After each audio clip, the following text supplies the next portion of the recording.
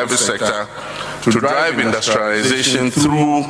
special economic zones that encourage manufacturing and innovation, access to finance for small and medium-sized enterprises, which are the backbone of our economies, investments in technical and vocational education to equip our youth with the skills needed for industries of the future. The fourth industrial revolution. Africa Prosperity Dialogue wa ekoso nkrapompedemantem no de sansam wi eto abibire mama mampedimfo animo nanso a no achesusu no de adesre eto abibire mama mampedimfo animo se yese yage democracy yage kemaminke bia tumu a ennenne yede ediguma na ose ba bia ya ba bedru no ya bedru nkwantana so mrante ne maba wa ewo abibire ma sei no ase democracy na yede boy won safo hini se yate ase ne yage atumu a yede ediguma ewo Bibrema say no ase yafunu wonum ase omo nsede ne ni daso bia ewom na obesre bibrema mama mperimfo se free neko se ya want to omo niema ye na ko se democracy ni pakuo bi eni ni pakakra bi ena enya momfaso enya sika enya omo ho se ya tam na mranche ba wa na de omo pempem na emfa wan hwe bedu baby no democracy no ese yate ase no ebeji ensem bibrema say mampeni John Dramani Mahama nsem ni. Prosperity cannot be achieved without good governance, transparency, and accountability. Investors and businesses thrive where there is stability, predictable policies, and the rule of law. Our youth are getting tired and frustrated at the lack of opportunity for realizing their dreams and aspirations. Our decision to embrace democratic governance was supposed to be accompanied by a dividend that will lead to improvement in the lives of our people and prosperity for all. Unfortunately, progress in this regard has been sluggish and largely intangible. If we are to maintain the faith and trust of our citizens in democratic and constitutional governance, we must accelerate our rates of economic growth, expand investment, and provide employment opportunities for our young people. As leaders, therefore, we must John Dramani Mahama yetenike we mra na yes African Prosperity Dialogue jumedie ekoso ewon krapompedemantem na yete no enke yemfam komrasfe gefiem na emrasfe gefiem chi amehene Right Honorable Aban Kinsford Sumana Baben so ensem bi esisi emrasfe gefiem a na emrasfe gafo atenase asoafo bi nemu a mampere John Dramani Mahama bo modin emrasfe gafo nenhwe enyi wo muntum emfama no wo modidi wo nkoma na kese kokoko soro wiase na kese teburu ne nkonya nyina enam wiemu a baako awedere baako hyete wonya kese na sum nyina obebo na kese politics no eno mode edum rase gefiemu a ya gensem no na Speaker of Parliament rase gefiemu echi amene akasa de eti asade no se enene kire ya wo eba bete ye nipakuo bia mo matenase sade ne ti wo rase gefiemu no wo madridri baba be ma hwem ama de wo so mo twena so no wo ma hye atwena so atia no. These incidents represent a new law in parliamentary conduct and is particularly egregious given its timing and recurrence. It is unconscionable that members who are supposed to be leaders elected to serve as representatives of the people would engage in violent confrontations in a setting that demands the highest levels of maturity, emotional intelligence, and statesmanship. In the face of our fathers, our revered traditional leaders and spiritual leaders, our kings, our queens, our queen mothers, the apostles, and our own children, members could not even exercise a scintilla of emotional intelligence. Aged people who are sat from morning. Smana babin and yet in the way na chese sansem ni gina sisi awie ena na okyerese nyamianim ene bonsametiko enya de a awose yesoso na yesoso politics so a edibedrum rasebege fiem na ebedu bebe no rasebegafo a amanfo bu o mo fe wo mo editumi kesiesi ahye monsa no mo ba betoto twede abedi mu ho atem e wo rasebege fiem no ose entwe yi afia fa mo raso amemazin na no fiada arehosam ena yeteye ade eche e ne memene da so no eja etoso amemazin zone 21 na abzafo wi ase de na kese amanfo ejapade amanfo shops no na kese grabu ekobase de grabu ka semu a Ghana National Fire Service for ena eja memamra no wo mokosuso mu a etimi edum jane de ma wunum se bia ya asomasi anaso obentene na no so ema eja ne hye ne de ebe de Fire Service mpedimfo kese emfifimu ne nhwehwemu a ena wonoma ahyase a wonoma eyi na omo a womo ne ma hye womo shops hye ena esra ba mu mpedimfo se omani da so nyina ena ekro no no besre se mpedimfo entwe omani emeboa wu no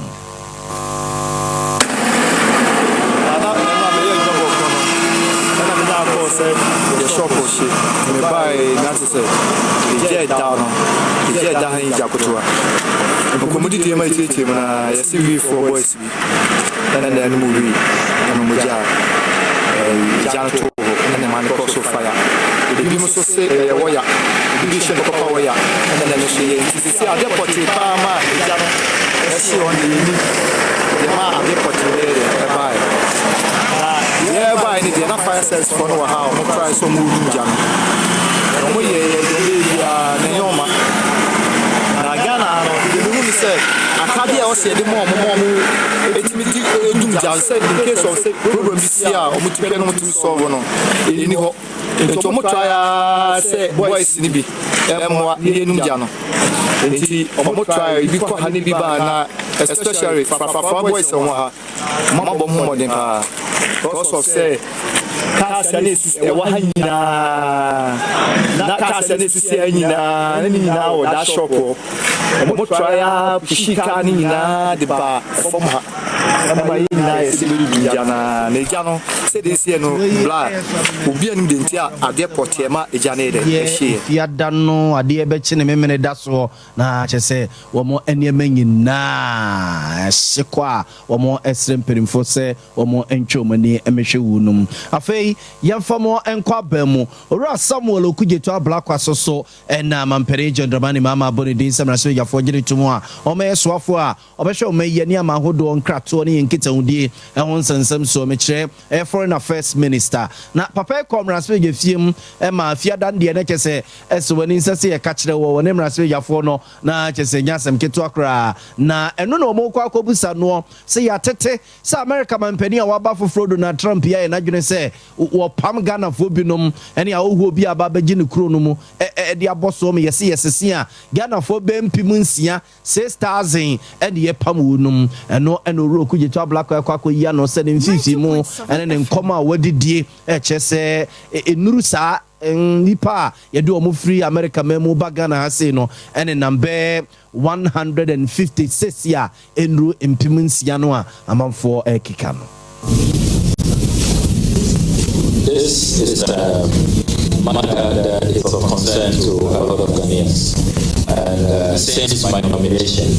I have diligently inquired from the Ministry of Foreign Affairs what the status is. There have been complications that about 6,200 Ghanaians will be affected. But from the brief that has been shared with me from the officials at the Ministry of Foreign Affairs, they are atheists that the numbers are not that high, and that currently the official communication that the ministry has received from Washington is 156, not 6,200, 156 Ghanaians who face imminent deportation. Black Amrasibi Genio, Womarasibi Fima, this year, all North Tonga Baton Persuasive getting in Kanomana and Soa, and which is also oral noa, Mampene Jandramani Mama, Adea Ba, one day dear Nimuno, or Kasai at the FA. Mr. Chairman, as I said in my introduction, one of the jobs that I am so proud of, and I will remain ever so proud of, is this sacrificial job to chair ORA, Operation Recover All Loot, which is a major plank in President Mohammed's anti-corruption drive. The establishment of ORA is such a master stroke, and President Mohammed ought to be commended. I can reveal to you today that since ORA was established, just by the establishment of the team and we receiving information from the general public, we have saved this country 20 bungalows which were going to be demolished. 20. And I can provide the list. Bungalows that were being occupied by staff of the Department of the Foreign Affairs, the Ministry of Gender, the CSIR. Bulldozers had moved in, but because they called the ORA Secretariat, and we then called National Security to take action, they were able to protect these bungalows. I have not added the Boys Center, the NDA lands, which were about to be captured. So, President Mahama has saved this country a great deal with the establishment of ORA, and all of us must support ORA. Now we are having an international discussion. And which is so no aquantua or no aqua so for wash or may any man who don't get on the Ahon so to and a mampenisu so aquantua and Pimpi Wotuno. Over here, see a quack of fair pre dropping. Ababesu on Mamma Mampeni and Woody Tukain and also see us a car implementing Mono Busano. Say Obabe Swafua, Obabesho may any man who don't get on the Ahon so not mampenisu so aquantu. One a beshe aye hon to yeno wo ba betwaso akwa akwachechi eru pre dropping the abrema mpenia mande etukwan and I say ya nkasa presidential jet no a yesi esisi wonom no abibri na asese no on behwe sisi amama mpenia hyase de etukwan. The second aspect of your question about the travel policy. This is a matter that I feel strongly about, and if given the opportunity to sit at cabinet, I will propose that Ghana formulates a presidential travel policy. If you take the United States, for example, when the president uses Air Force One for campaigns for private use, he is made to reimburse the American taxpayer. So every campaign, they have an independent committee that monitors. If you use the presidential jet for private business, private fundraising for campaigns, you pay back the fuel, the cost of using it, and all of that. So, and then they also have clear guidelines on who can use those jets and how they should be maintained and all of that. We don't have that. So it is important to pursue that policy, and I can assure you that I remain committed to it, and I think that it is time for Ghana to have a presidential travel policy. Observe about Samulu to Black one yet in William Ra, Nakes Waka Kupim Rasija for any moo, na anototo no a coso and no. Each now we soon no pay, and some of Papa on the Babasum money at the Mosia saying, sorry, I'm on my Hinasa Transibio at the Adea Akye Abia Atwa Moso Kukua, the Chinchin Fidino at Mammy no pay, Azu Cane school fees num as a son of boy Chidoma Baby Wubiano, it's me by a Babasum Momedi, Edina Nayabo Malibia Bogano pay Susono, and Machibia. Dear Waguo no, and no one which are Sompa. This is Sompa. 90.7 FM. Dear Waguo no, and no one which are Sompa.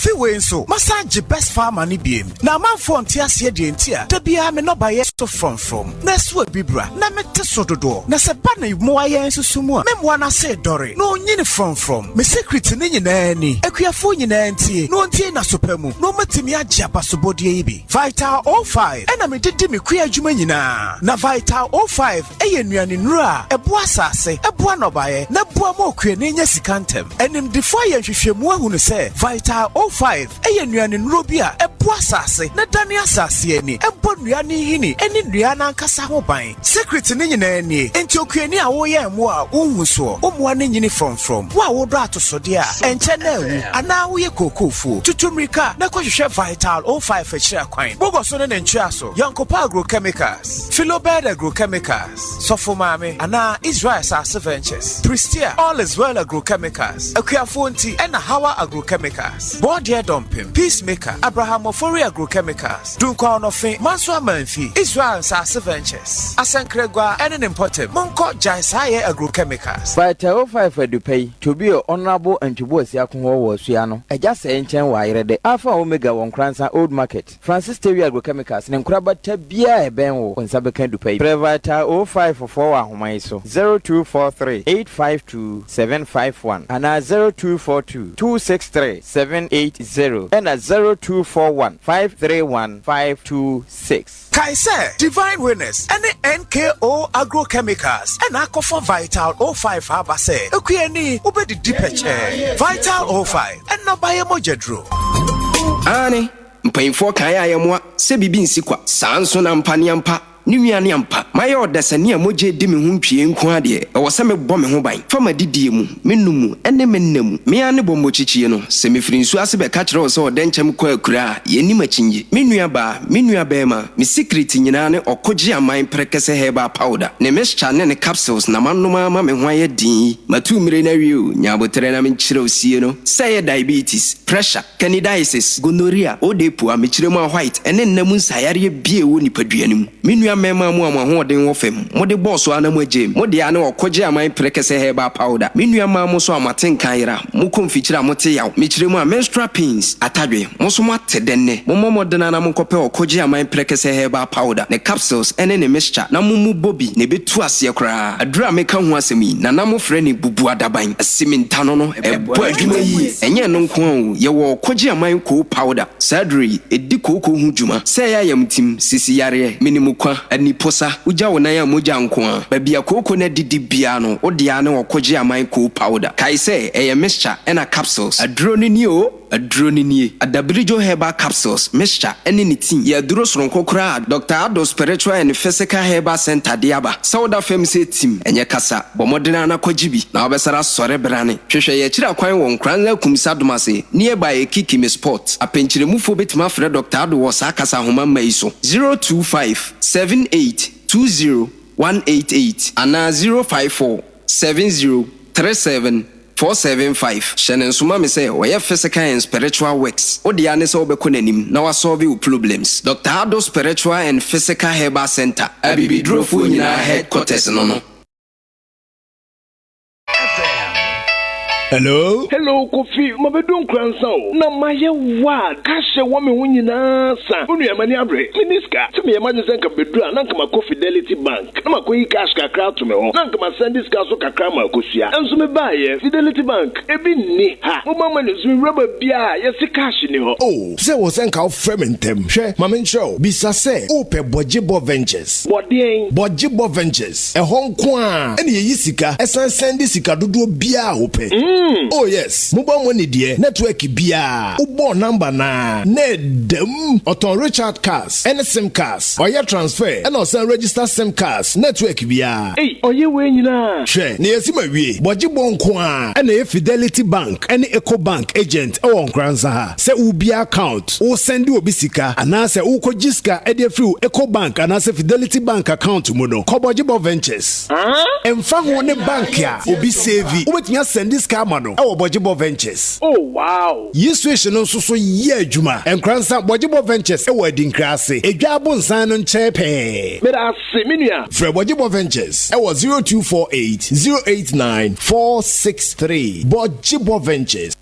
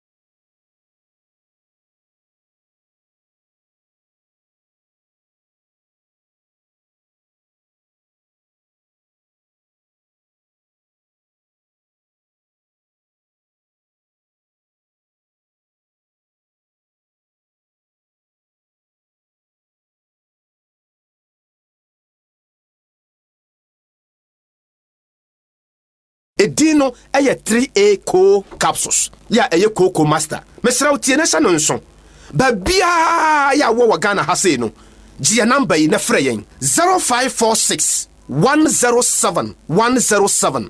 0546 107 107 0546 107 107 3A co capsules adroyi ya ye cocoa master yi mu amu watachiman ene ne mpatamu mfomani nkyerɛ efa fodwo ena afa so golden amankwa ho ebiemu nso Nkoranza ene ne mpatamu Africa Herbal Evelyn Amekwa Pharmacy ya ene Black Man Washing Bay no edi nhwɛ animu ahofadie Herbal Emos Efa Chemical ena abibiduro depo Yenyina ye tie Sompa Yaba Sompa. Okay, and inti yakokofa nunsia kasebo yasano ababiemu ohwebre no a nunsia aba apahon sema aduasa enkron inti sabre de yakọ na yakofa weather report no kwasiti eku aba line no so and inti yanko na yanko nkofa no kwazi akwaba na tisa no pay Adwumawura. Kwazi haya Sompa Ose Mesi nyame adum ya hoye. Ye de nyame ase. Haya Sompa 90.7. 90.7 FM. Okay. Na yenim se nsuo no tona ye bibia ho. Ye Nkoranza ne ye bunu isi ade. Nsuo no wadane ne nechi ahwe nkra omfie is Judas na ne te hasa bade mmea Ashanti region mu ne Eastern region tete se nsuo no gugugu kakrakra ho ne ade a ma me hwe mimbisa wo ye daachi bi nsuo bi ba ana se na etie Adwumawura medase na machia atiefo nyina Nkoranza man Ghana man na chese bono man nyina Adwumawura samre a yewo mu no esi bibia na be ahyase na ya ne baby nti omo awo Ghana na afofo mo die eye empuna no die omasa ye nya enflamapa ameche ensu frama efi estuonu na se kunumu na chese upeja na opeja bano die na ye ne wo enjin kakra no ye begi biansa na yako ye ne ayewo achieving ansana group Ghana achieving pa exam ready ensu kakra ye nya no ai hono enne ye bemu sana pay no yim baby ai kusu mintan Kwanza ai so na epo pole in portable na ai kusu na nyina muno ye a sign of say enche no betimi ai ensu ne America se betimi ai nin chese ensu ne be shase atototo na this wa imo de bronze ba ku bi na betwem ba ku bi na betwem ndi echiche dia this exactly so awa Kwanza hono ma ye betimi MVP ndi Adwumawura apart from say anopa mmiaba ma pontem hono mo ebe kusu no Judas be babet na medwom na chese wa bona wia na anwumre efi be se no hien kono go se wimbe san ye kusu ameba bi wo hono ma impeachment bi we die impeachment we die ebi okra wunyinem kura bia na well beti na betwem and day nti ensuo no nya hya ase die so ba ku bi betwem die be hwe ni mo se bi posumi we no be Okay. Enti ena chese awia no a na ebese ehunu na se awia no ye ehunu no sa enhihye bi wo ho ese ye sometimes mo amu wedafo emutimi kase ye numsuo mo atale bi wo ha menhye ne ade kwasi eno nso eno die Adwumawura sa na o se enkono ejanse awia no bossa no na ejanoti it ama eruso akase I was saying Nikabia, the Kabian, a brosua, and any. And Jeriano, dear, Ebona, and Mom, the Yana by the cooler Rianon, I say, your Benum shoe. I feel so, and Tadibu on ma, I absorb it,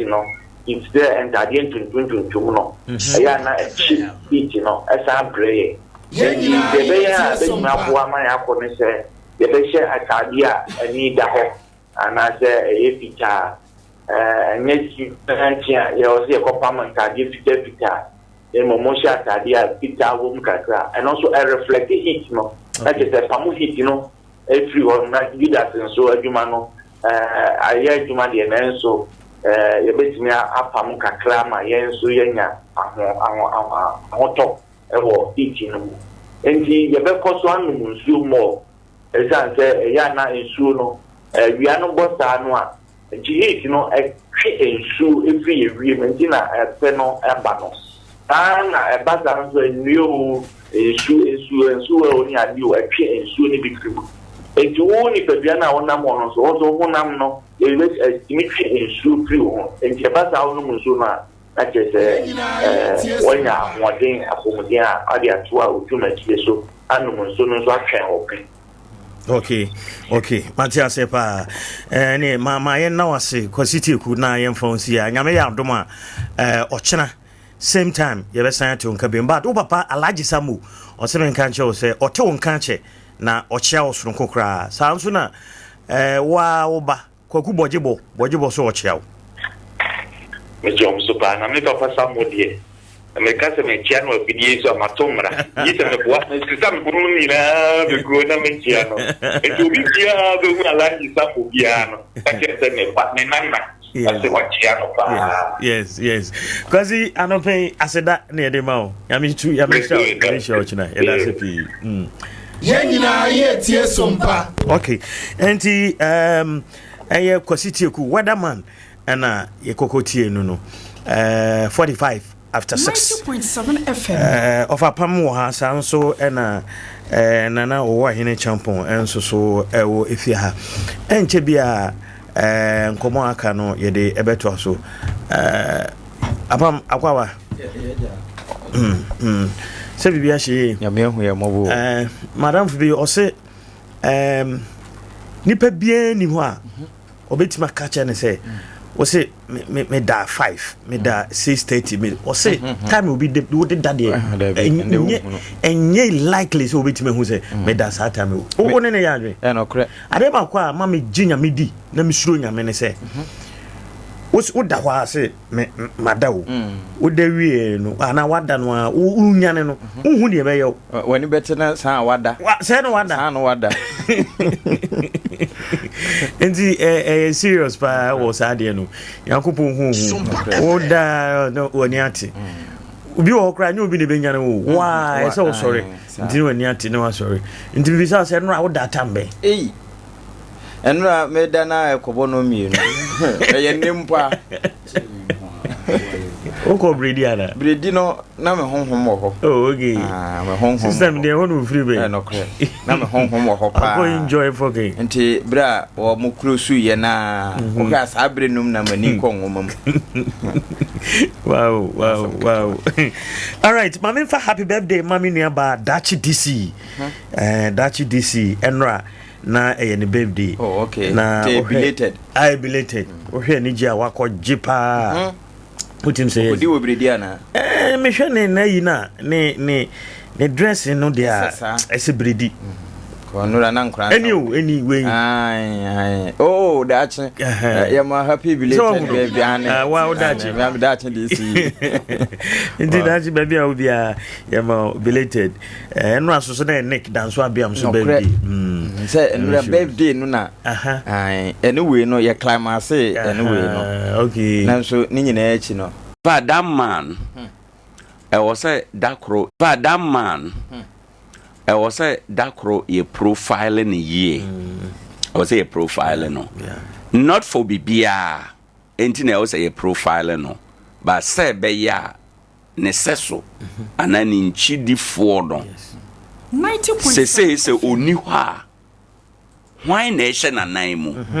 Nti I was say ye sha say profiling no. Ba bia wo firi ni ba bia wa ba beduru. Ene ne ye ya wa ye ne a ana waduru baby a waduru se be ya obi so be hyase sabre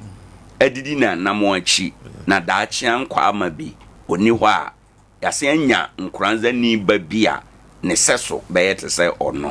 nti I was say yehwe ne contribution to Oman Ghana no nyina ne contribution to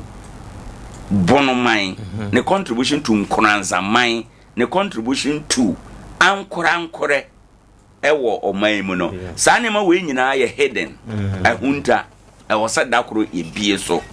na yade edididi nkomo e ma Nkoranzafo ehunu bada nye anything se bia ye ede apebibi oye ade na eso ani a e wo se ye ma mansan ehunu na afi ye nyina yetumi ahwe ehunu kwan ya ede be ntino birthdays are for special people. And you know, yeah, man, happy birthday. Belated and say to me, Nora. Yeah, man, you are naked. They are not continue. It was yeah, man, happy the whole month now. It was just a month. And a second, and a second. No, and a third, and yes, but a second. And a second. Internet is a month in England. Oh, who say number 2 a free. Date no more oninwe it's good say one day we'll find time na your profile no ahwe amabibia atume ayekama he's a nice person me minshia no one on one say that hunu na mahunu from afar mahunu from afar but minshia no one on one say that na dey back o ya any can say said you wadri baby odru ni sike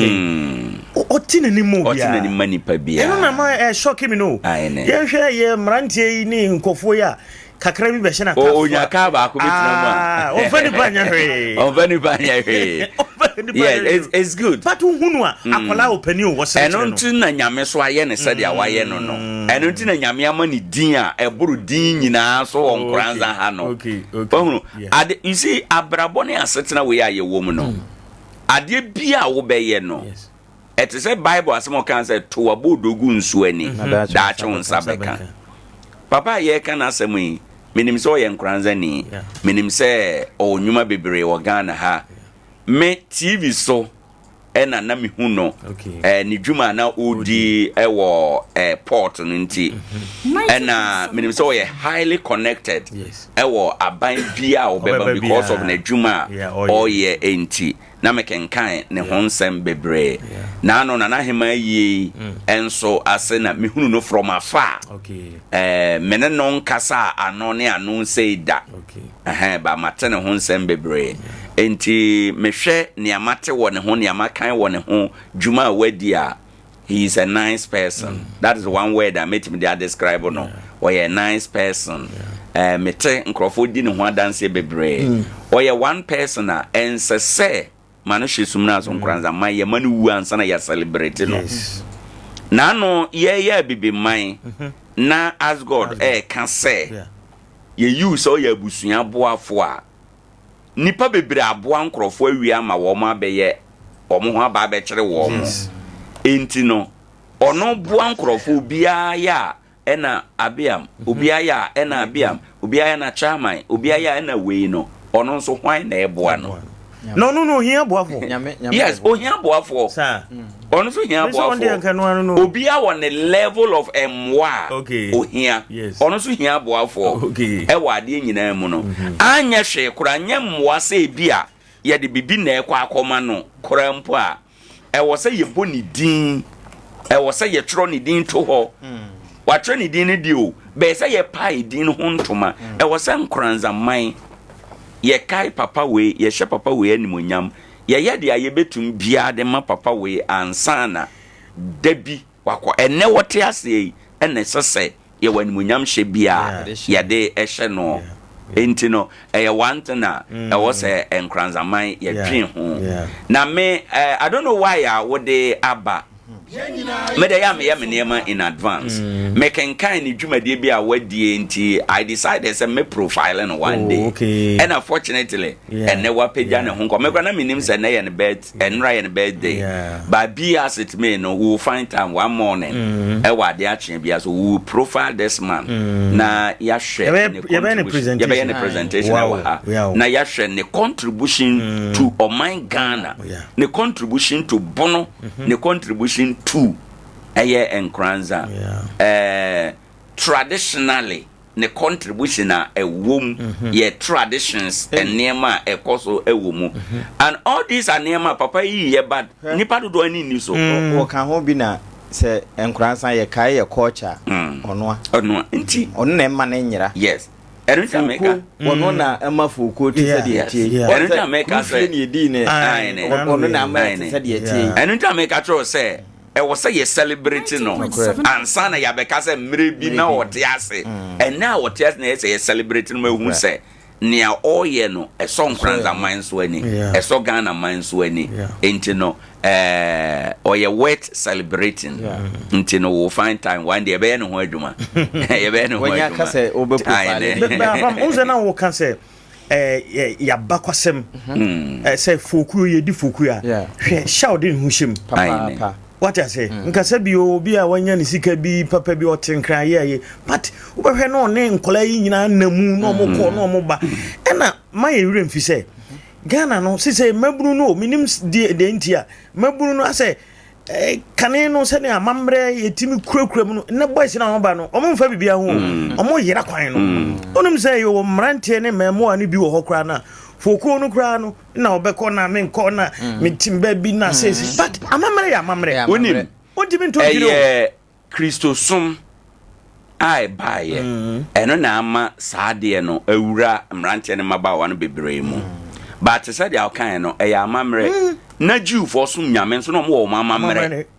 wo hunu aha eye amamre no mu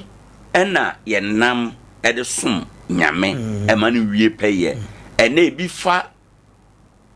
sa amamra ye wo e wo ye fie ahodo onza busua bia bebre gro bia wona amamre ene hwehwe ya oye wo ono ana busua mu sa na e ma no nyina no ne no brother Philip bese Oma wohuru nipa bebre adwenem ama na ye se eye abosonsom o de o yes anema no bidi a na kire se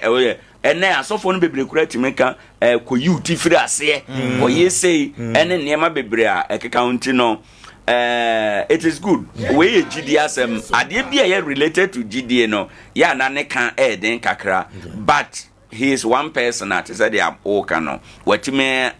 promote the culture of Nkoranza land ya mamere ene yade ye enema bebre or den ho asiemunti no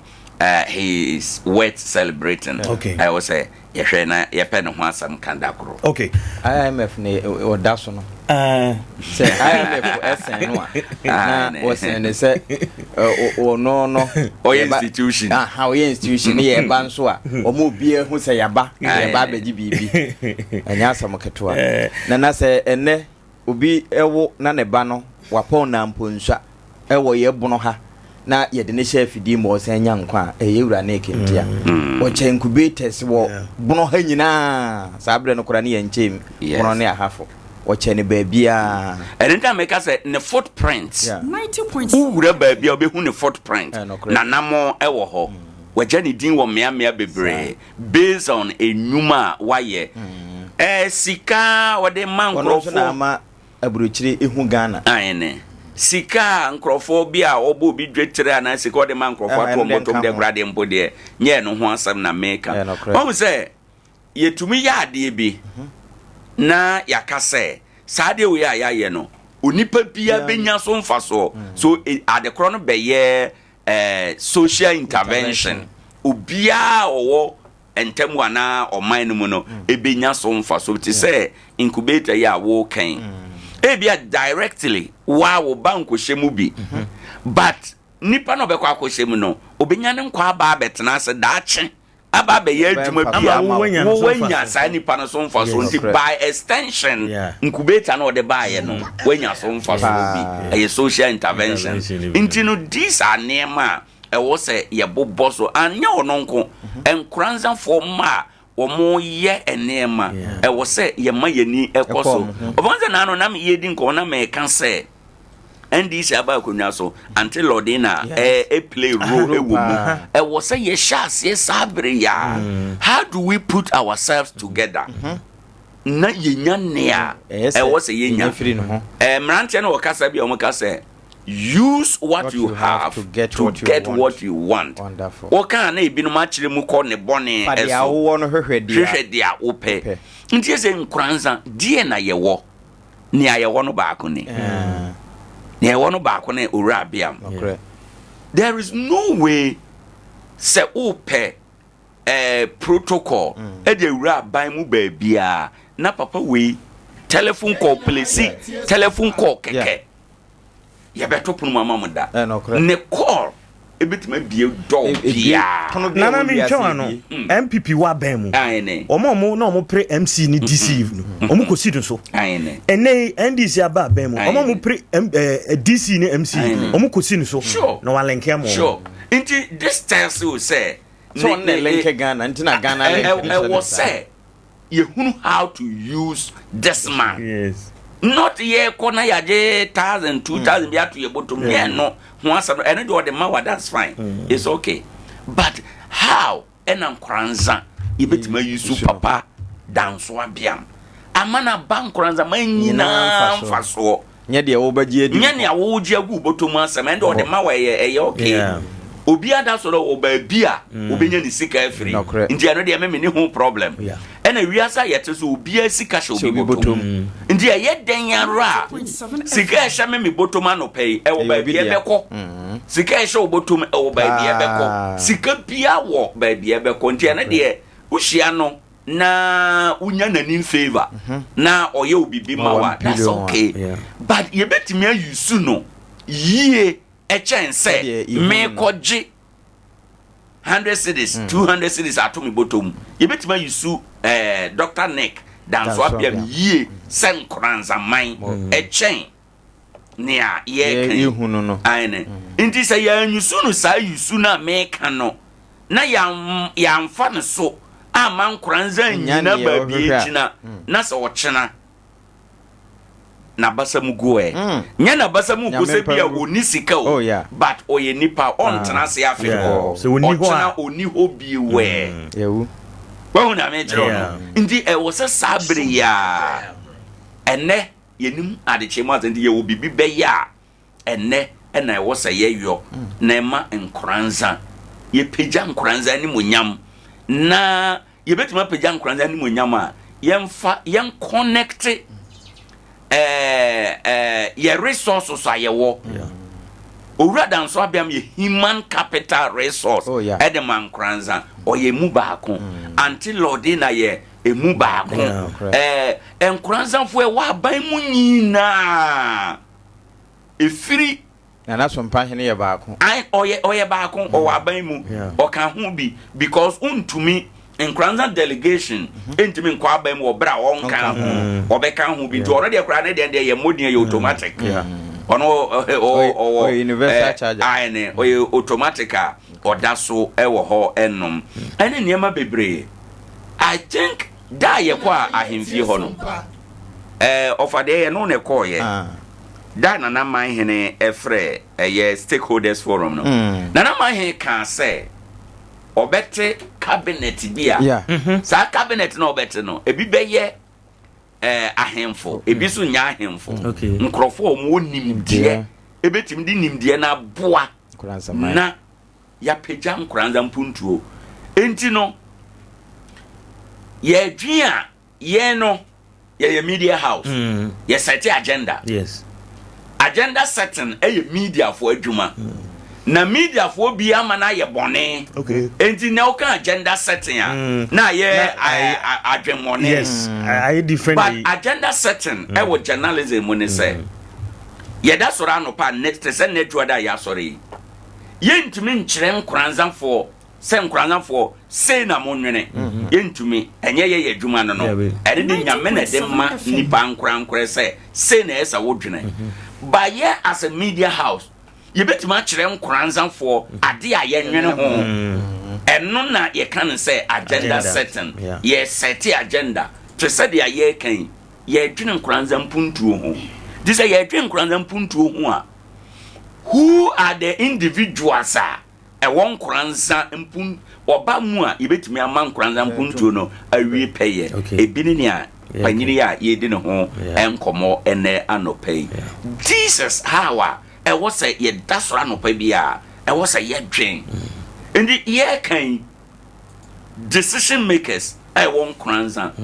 from the level of Nananuma Hemfo from the level of assembly from the level of individuals bia omokasa through the corridors of the power no they can pick Sompa FM adwene bia omonyane directly said ya ye kan no but omode adwene no ebetima ya adwuma ewo ekwan foforo eso and it is good na de yes what de ye na wa na wa yo politics no enya ndisi asem enya PP asem kwan ya Nkoranza betumpon and this is better now so 1,000 years na Nkoranza betumpon na ni aye hia no because ye de kwan ya maame be fa so anyem de enya yasem ni aye nima ne se ye maame awo na ye nua nie ni Nkoranza ye pa ne ye mpuntuo ye mfa party otia konwa so ye omanma abato obraso a ye be pia akoto yaba ye to yaba wi a ya wie ya ne party fo awie de aka ye mpuntuo na ye dwen ho se be ya ye be ko yanim ye nso betim de ahoahoa ye ho ye kom kran ye tu kwan kom mea ye hu sa de ahote kwan ben ye be fa so a ye so ye be ye kurum sa okraman o se ba bia anwo a ba bi kurukuru wa no no nko a be dane de e honyo emfama no ba bia ntumpo na we don't care ye de ye kan Nkoranza Nkoranza na ye te ye de ye pese Nkoranza etumpon na empuntu no so Kwame emma say yantua na mo a o modakoro ye be profile no ye be hwe ne modem mo to the man Ghana to Nkoranza na ye kekan Kwame da say mate mesome da say nana enche ye be kokofa sports ewo Sompa TV na ye de abro ye ba Nedinkan aka chiro se yene regional secretary edema NDC amanyoko no yura Adepsa Isaac ye bedin komo na yahwe enche omko vetting metre omo pe MC ni DC since ye tete say this week next week likely say ye be hu MC ni DC fobi so mudin ye PP ni ade a nti ye be hwe sa enkomo no enkomo enso so ha but kame pese ye hwe we tew answer sports number na no okujato abrakwa eko vetting na oka passport honkomo o se amount for passport or applier e be se be ye na nsankan amount for applier na eguho na omonsanka na oba me I think say MPP are buying so this initiative ni buy but I ko ba bia yes ye technology ye be na okay I think say sponsor okay and you know okay technology bi o de bewura mu na si say Ghana card nti ehu hia say obesan akọ so Ghana card no biometric no ewo mu danda nti no afei na obesan akọ ne ade nti oye so easy e de ama Ghana for so apply for passport on sabeka ntem na menim sa asem we ya kan pen o de nti na Ghana ni passport keke o pa etimi di be bitimi di 2 months and some saka passport e be great me di 6 months look at this because I think say o apply e be di be by the time I apply na unsabeka obekwa akoye biometrics ne ade beba nyina na it is getting close to 3-4 months and sana unsanka but just like said ya wo no passport yade a e wo senka eye nka wuduru hokora no me madwene no said the ultra passport e wo senka eye gina hoje e wo senka yetumi ye no on the go e de maw e ma wonsa e kan nanso untumi blame mpanipo kase because your data system e wo ye mamu no e difficult your data system e wo ye mamu ye difficult nti ade a me feel say bi e betumi aboa e ye say ye wo health insurance scheme and ye wo ne card enko ye wo social security card enko ye wo election abato voters ID card enko ye wo eye NIA no ank ndi I am thinking say e braso say yenka sa document we nyina mom na enye ba Ghana card Ghana card no. Me malenke the same thing. Malenke me health insurance the amount me Ghana card. I cast net ne man kitin bi. Say omo bossa da wuro yo. But still na besi ne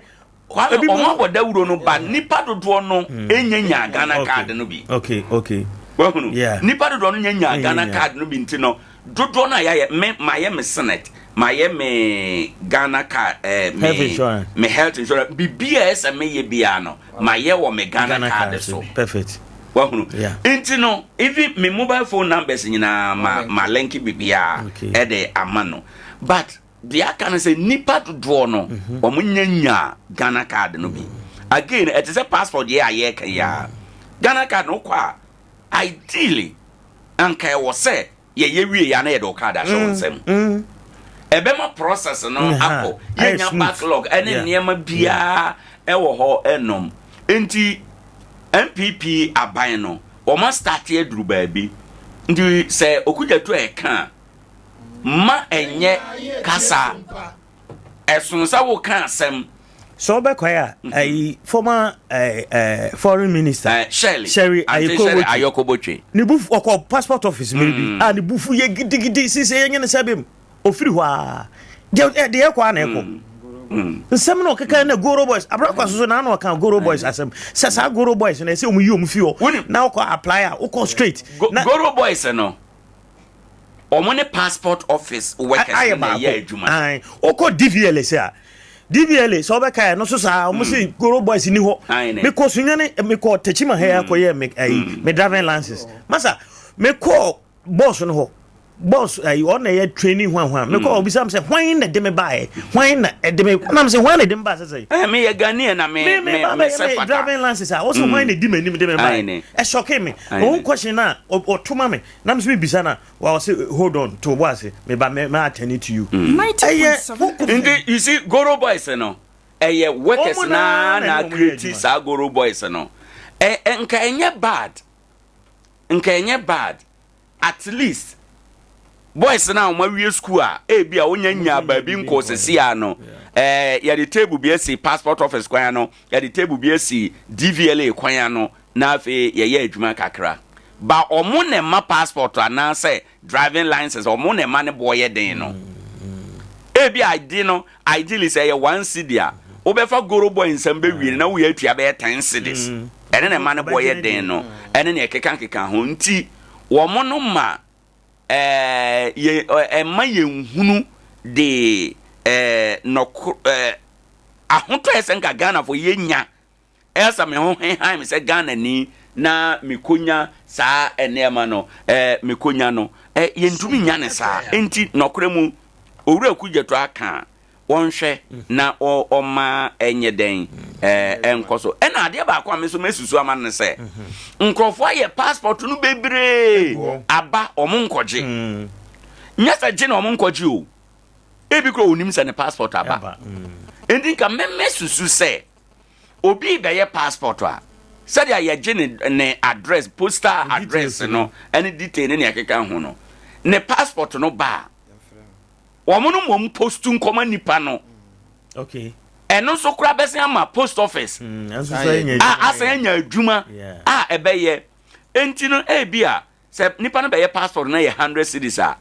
na ye de bia 2 cedis bia to so sa 2 cedis no ene ye beyidi akopostu o passport na bro enti nipa no te na kura bia se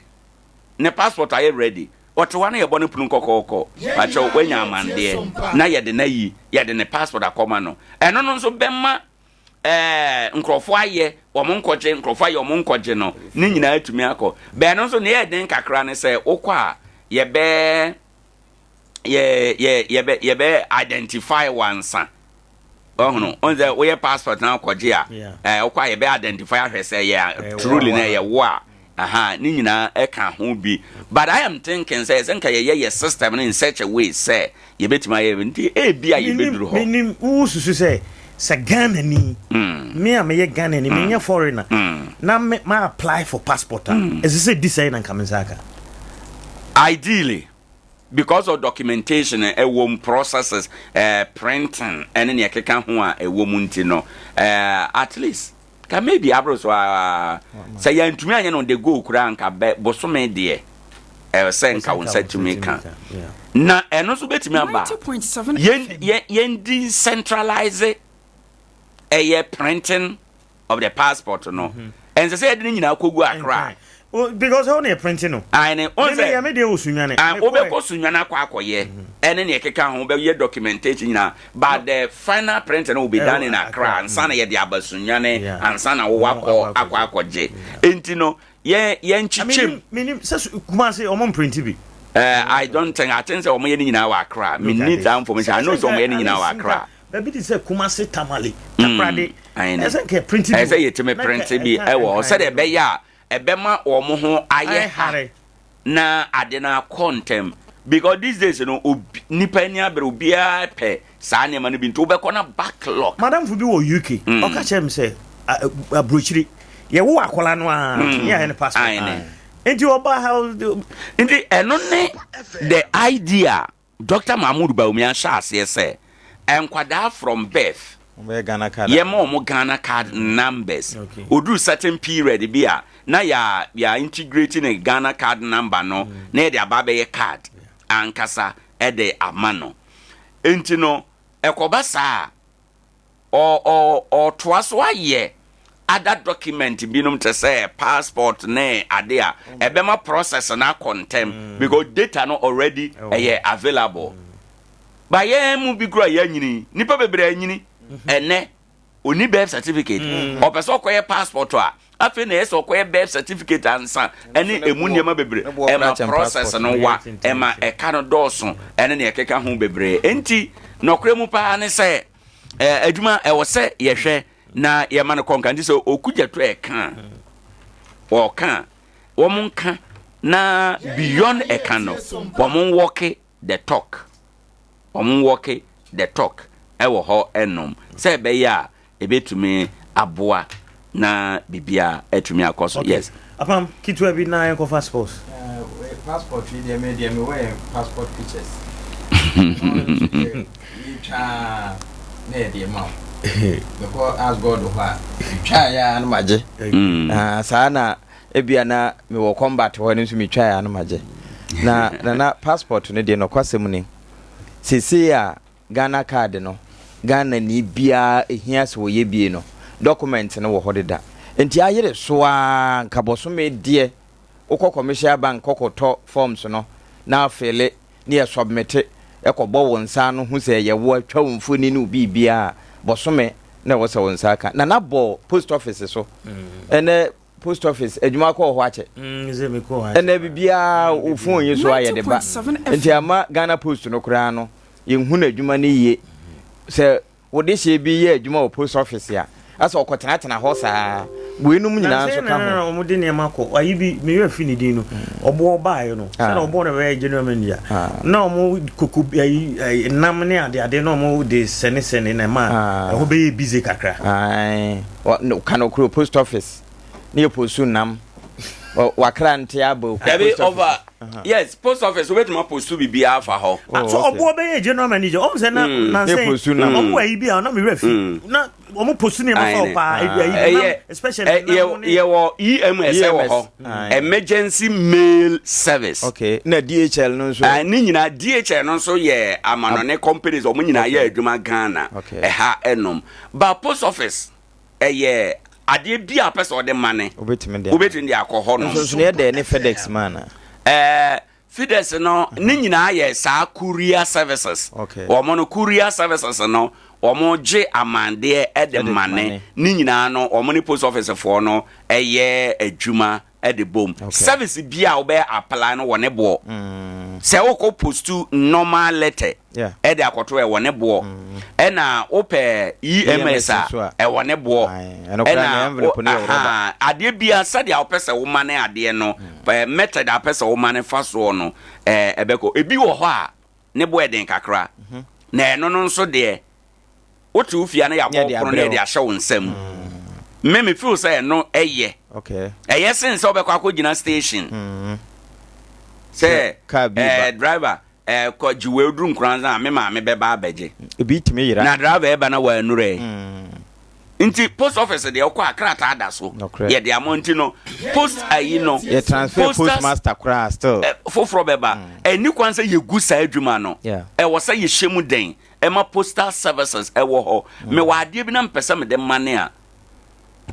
Say akonwa we kura na me pesa me de mane a. Meti de akọ post office. Oh, okay, akọ post you. E wo post office ye be ye ho krata age. Amane de amame. Omo adwuma no omo mane ne ma.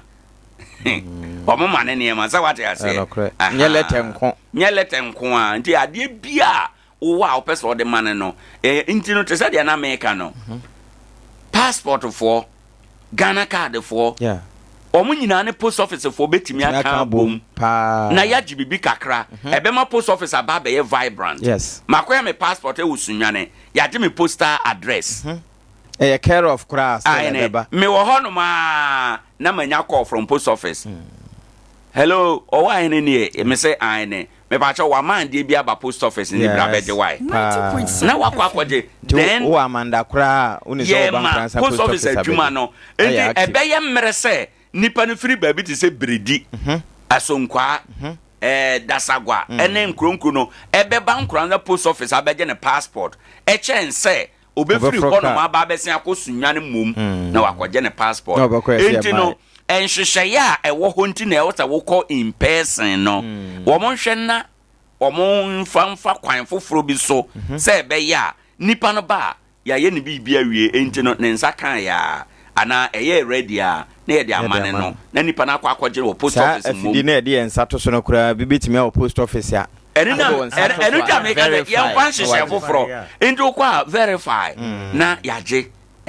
waje wade na de ko na watua bibi kakra wo post office ho sa sika ni nyina be ko consolidated fund mu be ko aban fotuo mu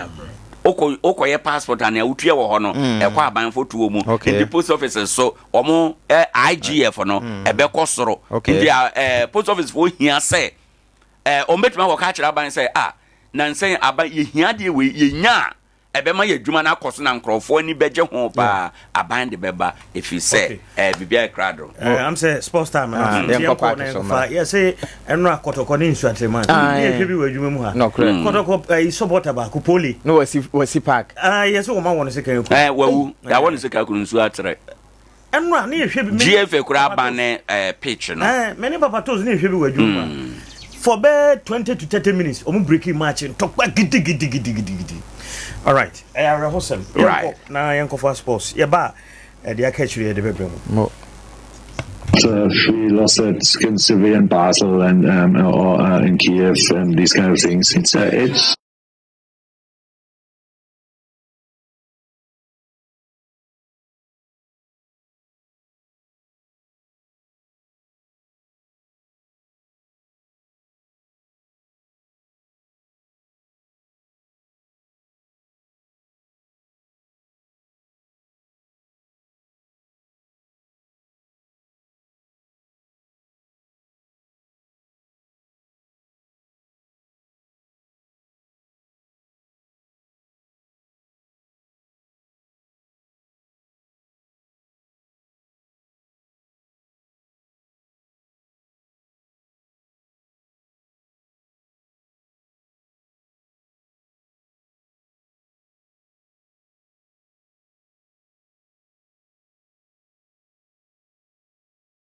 Femna Free Sompa TV so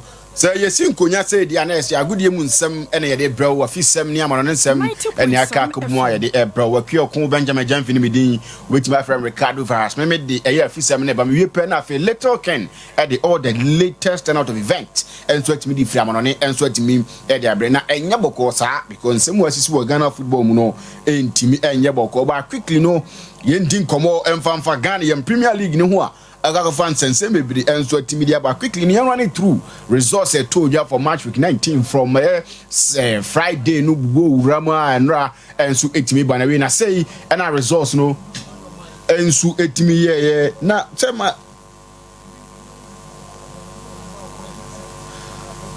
Ghana Premier League fixtures no enso etimi to ja games ahodo no enso etimi bas no Hasso Folk ehye ba kuma Heart of Lions enso entimi anti Vision FC ehye mienu ma Accra Lions enso eti kanimo baako enso Ataman hye ba kuma Asane Godogo enso entimi anti Karela United hye mienu ma eye Brekum Chelsea enso eti kanimo baako media ma hye ba kuma Legon Cities enso entimi anti ekano Diana Football Club hye baako e ma Bechem United enso entimi anti ekano Bebeni Gold Stars etifie omo enso anshebi ema timu a Jefferson Samates defending champion no omo enso entimi anshebi Nations FC tifie ehye ba kuma Young Apostle Tegosho omo ekano mienu Dreams FC hye mienu ema Baseke Holy Stars enso etimi te ekano ba ko no ene results etojo Ghana Premier League nim match week 19 a yere ho sem ede ema ya hwefo ne ya tiefo na Ghana Premier League no say na table no enso esitie after match week 19 a eno so yere ho sensem no enso ede ba Bebeni Gold Stars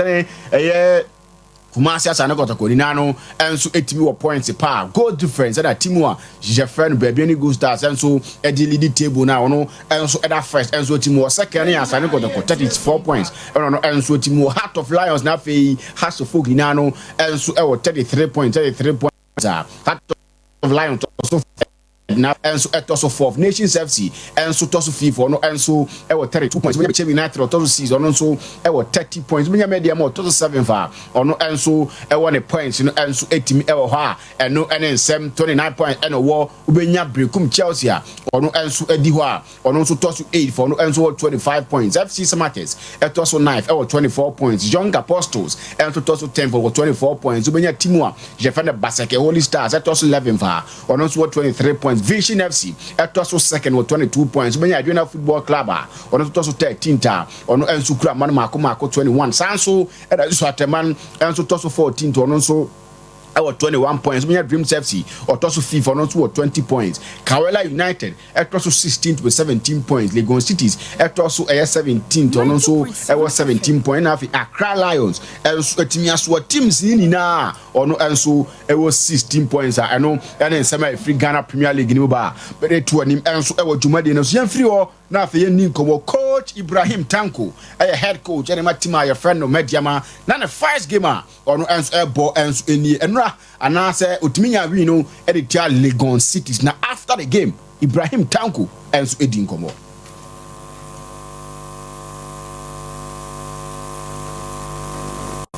Many say Yanya 3 points, but at least you 3 points to push us forward to the next game. Sentinel,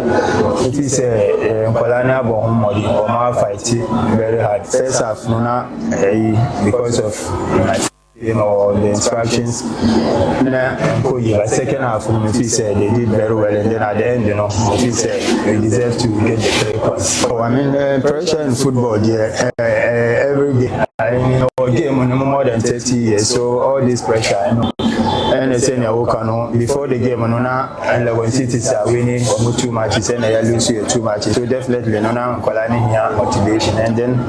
I think training I'm almost have confidence. No man there, and Yadia should have no in the idea, or when you win and no one, and so near here on someone, or the air to jam and home some no, at the air to an him, and no, and then some Kakarano Abdul Aziz, and so you play at the Matima friend across the folk after say, or more and so winning here, and the Tia Timua, Jeffrey, over Omugimo, and so Timboy, Bibia Koi against Heart of Lions. I don't know, and so Timid in Como after the game. Yeah, it was great. It was great.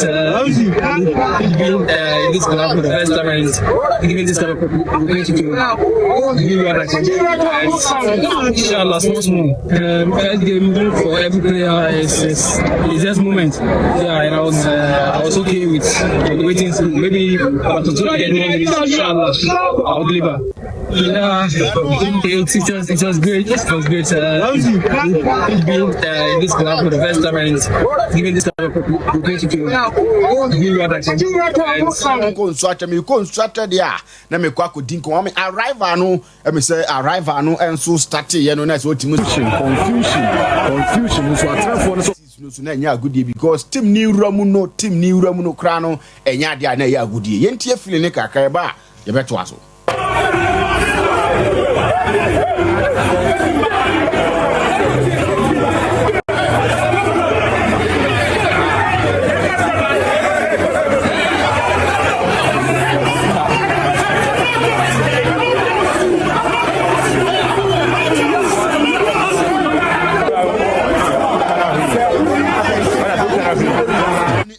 no omuko wura mu ma bibia enso etimi start ya na ma enso cost na ma me ha wane ma nina enso start wo park ne so mai sa bufuo ba ya players so amu bobo na chese omu enso adane kumfu fighters we ba no be the home side ba no eno mo di gugu su ma sa de no enso etimi ko ewe ni na no ba wa bra fa obi enso etimi ba ye na branch efe na dwamna ko gina ball na nim na ese team player enso de ma team efe na su atema be piano eno ena team gidi ese da bi se mako pia mi nua de abia mesumi free bia wa be defend mi nua no ono so ba be ka ho na ese no adane yi na ye ko e de amaye ho nti we bo we na we ya bo we to the stand say ye to kube enso etimi da bo justice player chi no ono so fa kube no we return to the stands e ya de na ese ani enso etim enya pa nti za wo hwe bia na ese ye nneoma esisi ye wo park ne so a ekofa asa nyambra asem no ba ye na mi ne wo kasa yi obi a ono so otimi awo nsia wo ne yire wahwere ne nkwa abusua no wo ne koba na abusua na didi sisi mi ne wo kasa yi ono enso entimi ka atasefo ho bi mu a eno ene nsem kakra eno so firi ho ba yem kantre eye obi ase mo bibia ya akọ abusua ni bia ye ma ya akọ se wunia o papa ko ebae no ana so ko ene wantimi ama ndiene ya enso entimi enye kama report ameti se no ano o mantimi amfa police board nenso entimi ama kumasi enam se police for nenso atimi asomo enso be ye hwehwemu na autopsy ne ho ahwan no enso atimi akoso Ghana no na sera bi ye nshira nye serious ya wo bi jika na wo autopsy eno ye de yeden but eno eyemra nti betimi akoso eno na ensam kakra fi ho ba na menko na meni nkomo Kofi Adam so no sports minister as you see ye vet na o vet na se ne nkomodi ni na okeke kasa na no se ono obe deliver Ghana food. Thank you very much. It is the case that some say so, but majority are also very happy that I've been nominated. I will not disappoint Ghanaians and I will not disappoint His Excellency the President. I will deliver and won't also disappoint myself. Thank you. Thank you very much. It is the case that some say so, but majority on one kasa so on disappointing na on grassroots on some kwadan no be a boxer be a 100-meter runner hwan ni na no say obi de hujuma on grassroots odi nkomo say. Well, thank you very much. We have indicated that we will improve grassroots sports, and we're going to go back to the intercolleges days because you need to catch them young and train them from that point. You don't let them mature to a certain stage before you start investing in them. We want the reverse of the pyramid and make sure that the pyramid stands with the base being larger and broader. Then as it peaks where it becomes commercially viable, you reduce investment. So we're going to do that and then improve upon our pitches. Thank you. Any grassroots and some nowadays on Kofi Adams. Well, thank you very much. We have indicated that we will improve grassroots sports, and we're going to go back to. Well, thank you very much. We have discussed funding. I'm aware that we have a debt of about 468 million sitting there that must be dealt with. I equally also know that the challenge we have is the NSC, which is the bridge. Sometimes it's not allowed to also interface and deal with TFA, especially when it comes to Black Stars funding. We intend to make sure that we re-strategize so that NSA will play the role it's supposed to play, and some amount of money will be made available from this. Ensrashana no etimi koswa Blasters coach visit na management committee members visit nti we no coach Otuado na hu se wakwa kosra salisu a no yere hu sem e ma e wo dwumadi ne so sanso na Stephen Apia vice chairman e ma Blasters management committee wono so to fa mu London eko sra branch e fa no Kudus Muhammad disi no ensra na mpanifo gusu a omo enso etimi hwe se no wabetima to na fe Blasters no enso etimi agina brand ye no ne nsem kakra fi ho ba me de air2 no ne kodada timaminyemu na me mfama latest in ken na fe ontumi fa latest ni na no enso emfantu anim no masisi ye Man City to ye hye ni num no atimu baako Real Madrid to na olusi Barcelona ye mebre manu tifie ni anane no so hu manu tifie anane ne ka no bebe mienu a wantimi antibi ndi no asefem na latest na bibia find it. Nyankopɔ ehu yɛ mɔbɔ. Na daro mantini o baby ti. Ti. Yanko. Okay. Madam Maya Kona Fair Demonan Samno, Elswa Balai for Sompa 93.1, and Sima Dobebre, and a banana pay. Mamma found to the Busana matches I would do to be Coso, and after Nano Saturday, Yenya matches Bebre, and also to be Coso, let us know at him, Emma will not pay, I may be Piasso at Tobacco, Kainamum, me patcho shocking resource, and I know to be Toja, and will Premier League Grimo, Nanya Sakito Manchester City Bobokono, or more Traffic, Nanya Tobacco, na sobo kwa we as na bobo kono atefie Man City etwabukanum womotobo bako enyement tobacco ye amfama Manchester City bobo kono na abronte fere Thomas Tepate Ghana ni abronte no ni patrono about the second goal adma as na bobo kono abronte fere Martino Diga etbishe goal after Louis Skelly adma kupi so de Arsenal Kai Havertz ebo goal Ethan Nwaneri eso de kupi so de Arsenal bobo kono anafenya already ding and Ale Holland or take Bako at him about Manchester City Bobo Kono already didn't Pep Guardiola to the Sako Goodity during the match until they let us know. At the Pablo Kama, Nabi Piasso, Etbakonkai, Manchester United, Bobo Kuretafie, Crystal Palace, Bobo Kono, Aquatini Chadi Camino, I'm a Manchester United, Bobo Kono, Yemen Tamakwe, I'm from already to Rupin Philippa Mori Marquez, or no, I am manager Manchester United, Bobo Kono, Toramas, Bobo Kono, Quache, Brentford, Chobo Camino, Wamas to Manoche, Etuayana, matches Miasana, are very important. At a Sabia to be Koyo, Premier League Grimo, resource a better channel, and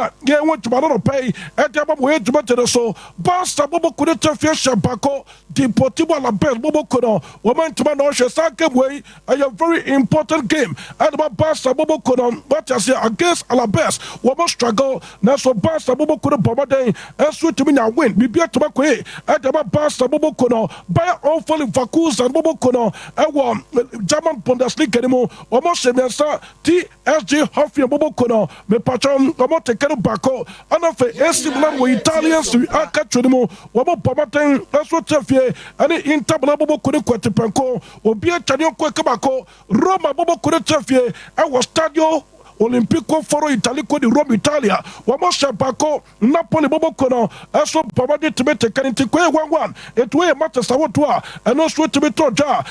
some of the resources no, and in Bakuba could Yama no pay, I may be Piasom, not Bakonkai, me patronano Saturday, and you meant to Makwe, and from a real Matru Bobo Kono, real Matru Bobo Kone de Kobania, hey, me patron, Espano Bobo Kono, at a real Matru Bobo Kone Chobokabako, Wamoso and Tomanoche. Urabo Premier League Grima, Yenya, we patrolling for Pubo Kono, Omokoche Bournemouth, Echobo Cabino, Wamotobo Bako, Nottingham Forest, Asian Song. Brighton Bobo Kono went to Manoche, and of Newcastle United Bobo Kono, Wamoto Fianiman to Makwe, and from Newcastle United Bobo Kono, full and Batini Chadi Camino, what to Bopakuntuay, I have some of the resources, and also to be Toja, yeah, what to man, that about we had to better so, Manchester United Bobo Kono, a Bronte for the Marcus Trafford, also Boateng, now me patro the two Manchester United and pay for them, sir, body the Bano Mobile, and from Manchester United Bobo Kono, as the Basta Bobo Kureba. One of our Bronte for the Marcus Trafford, that's all, and you meant to make the time from Basta Bobo Kono, Aston Villa Bobo Kono, Wama Pomate the Manchester United Bobo Kono, at my striking deal. I'm on patch a loan deal plus option to buy, loan deal plus option to buy, and the Aston Villa Bobo Kono, and the Manchester United Bobo Kono, that's where to my striking. Now, Bronte and Phenom, Marcus Trafford, me patcho, Namia Dumnes and Sid Naso already did one night, Emery, and then 4%, the deal near permanent. Sika Muchama deal not to my permanent, I have 40 million pounds. I don't bet you, as what the Manchester United Bobo Kono, no one patron for the rest of the season. I brought him for the Marcus Trafford airball at the Aston Villa Bobo Kono, or just £325,000 every Friday.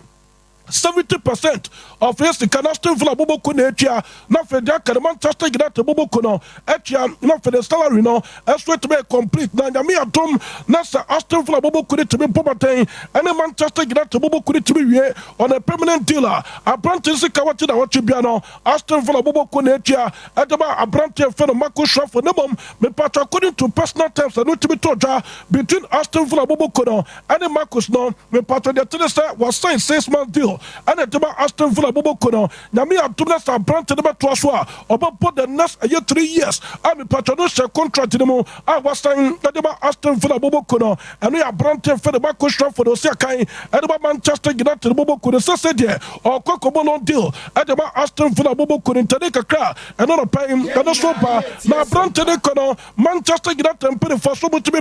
replacement and about brand here the day as for the question for the no and Omurobo Bermont to Boboko Omukorobo Bermont to Boboko that's ya a brand for the Matai style Manchester United and pay for the kind at the first offer the call Bermont and pay for Rejate almost at the second offer the call Bermont and pay for Rejate report on a Pebeseka Potter say Manchester United Boboko decided say and then there's some pursue the signature of the French international bill already to the Matai style report on a Pebeseka Potter say Manchester United and pay for Omoya Teno Matai once again. Chelsea Bobo Kodemo, Ecofa Branton for the Christopher London Kuku. It's not permitted Koso, among Rufi said no, and then the last day of the transfer window, and not permitted Koso Manchester United Bobo Kodemo. But Patobu decided at the Somokofa Branton for the Christopher London Kuku, and for them, no mistake came from Manchester United. And after the Patobu Sangramo, our Bermont to Bobo Kodemo, no more third offer, and Francoba Bermont to Bobo Kodo to convince Bermont to Bobo Kodo for better tie. Branton for the Matai style. I'm a Branton of the Sakai, and some that about Manchester United, the Bobo Kuno. Now, me patron Bermont to Bobo Kuno Famino, almost a Branton about a permanent deal. Oh, by my father, Brabant Jessica Boom, and from a Bermont to Bobo Kuno Fay, a Branton deal on your permanent. No, mom, so I won't pay the permanent. And yes, sir, a year loan deal plus option to buy. There be almost a loan deal plus obligation to buy. And no, I am a patron deal of Bermont to pay for almost to my cancana. A Branton for the Matai style. Ometumeta Branton Sam Mokosekai and from a club for now Branton for the Kanichuku Meka Chubweze a player Osekai Tomatoes Bobokono Borussia Dortmund Bobokono and a test and put it for Bogoso Omutin Komomia sure say Namia to 9:30 at Tasia. You remember the latest details and of the final details are concluded between Chelsea Bobokono and of Borussia Dortmund Bobokono for the signature for Brantia. You for the Kanichuku Meka Chubweze was your kind of Chelsea Bobo couldn't take a car and on a pencil airbar, Oko Manchester City Bobo could have ya, but men found to the Master Brantia, your friend Andra can be a player, was your kind of Jew for Bobo Kono, make a trust a Man City and put a former Quedimo. Now they don't want to leave it too late. What are some money very late? So better to approach Manchester City Bobokono, and that's so better to approach June for Bobokono. Now for me June from Perifor, as well to be my Branton for the Antra Campiaso. Ababesaka into City Bobokono. Make a trust a June from Perifor already to the criminality Cristiano Quintoli. I am spotting director the June for Bobokono or demanded 75 million euros. And said a Branton for the Antra Campiaso. Or much a Branton the same Bomesaka and for City Bobokono. City and Perifor data June from Perifor. No me say me patrol approaching the end of your transfer window there. June from Perifor Matias and Uncle Matter so and I'm a pay report and I'm a pay mistake Paterson already thing any ticket back the Stana Tabujika on your sporting director the Manchester City Bobokono or my approaching June from Bobokono Mania or most of it 60 million euros and Sana me patrol or to me after Branton the thing and the Andra Campias now so say June from Perifor Matiatum not first out deal no more pano or much better Branton for the Andra Campiaso. Abesa can't be Man City Bobokono and also another hard nut to crack. I want a June for Bobokono. I consider Branton for the Andra Campiaso letters are if it so young, that's what they bar. A stable Bobokono for Branton for the Yellow Susan Phyllis Sequera, Jordan for the Yellow Phyllis. Me Patrosia can let the matches to Bobokono. My man from to the most Aston for the Bobokono and the A stable Bobokono approach Chelsea. I'm a Branton the thing and the Yellow Phyllis. I got two Chelsea and put it for and I'm the agent already thing and the whole hay or Castillo Polo Mendes. Jordan for the whole hay Mendes. On the agent and about Branton for the Yellow Phyllis. And it was one on a person question kind at my club. I'm a patron didn't pass for Bosopa and the Aston for the Bobokono. A month for Botilon Fantunchai or person room question kind. Emma Esim Bobokono. Numum de Esim Bobokono is the kind of Bokotono. Chelsea and put it for Oko Premier League Aston for the Bobokono Musicano. was so at the Esimla Bobokuno, and so at the Emma Chelsea Boboku in Tanika, and far Branted the Teddy Phyllis, so as a Quera, and Fina Soya, as so they buy ye went to my show Tababusha for, and on a pay report to the second part as a Urobo Chelsea Bobokunima, and command system Manchester United and Pity for Bobotain at the offer bar for the signature of the French international, already to the Christopher Alon in Kukua, Chelsea and Petty Fosso at the Batum, at the Manchester United and Pity Fossa, almost so par Branted the thing, and Alejandro Ganacho Ferreira, and they reported on Pemeseca, Ben Chua to Crystal Palace, on also be a loan deal plus obligation to buy, and that's a loan deal plus option to buy, and commodity Gusako between Chelsea Bobokono and of Crystal Palace Bobokono to the Miatum, Nasa Yatrasa 9:30 full time. That's why you remember details, transfer stories, I would do a question of other stories, making the airline this morning life in the Gotin Super Bekata 93.2 Sompa, and I was so good with you know, a market chapa.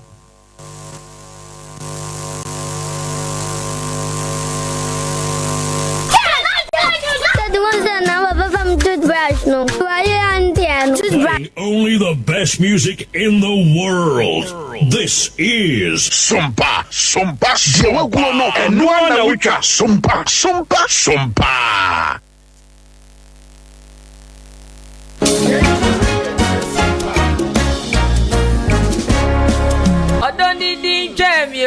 When you're soon with you, I want it. Nanya wa Kwame na yade bubu na gu wa no want to be nyashi ye nne watumi asori to nyumu dia sei ye hwere no anka ya hwere de St Mark's Natural Health Clinic ye damwase ayambo akwasi senya ho anka sesema ye funeral Kametada ho Majinkwa any St Mark's Natural Health Clinic. St Mark's Natural Health Clinic die yemfaye yade anko ensan fansan yachi mekamfumo bia enyarwa bi ti stomach ulcer, diabetes, prostate cancer, eni yade sasabro, hepatitis, stroke, awo na yede enamu nsan yade say yemfam fidie ntwe efie wo uni paduam ye broni beka se detox. St Mark's Natural Health Clinic nyame dia chewon kwa obewu St Mark's Natural Health Clinic ewon Nkoranza New Market. Mr. Desmond Aburu say no mu wadi public toilet in the dia nim hwe o penchemu aburu mi die so a fra homa bofoi 0592 928786 0596 802161 and a 0241 023418. St. Mark's Natural Health Clinic. One pomodi here.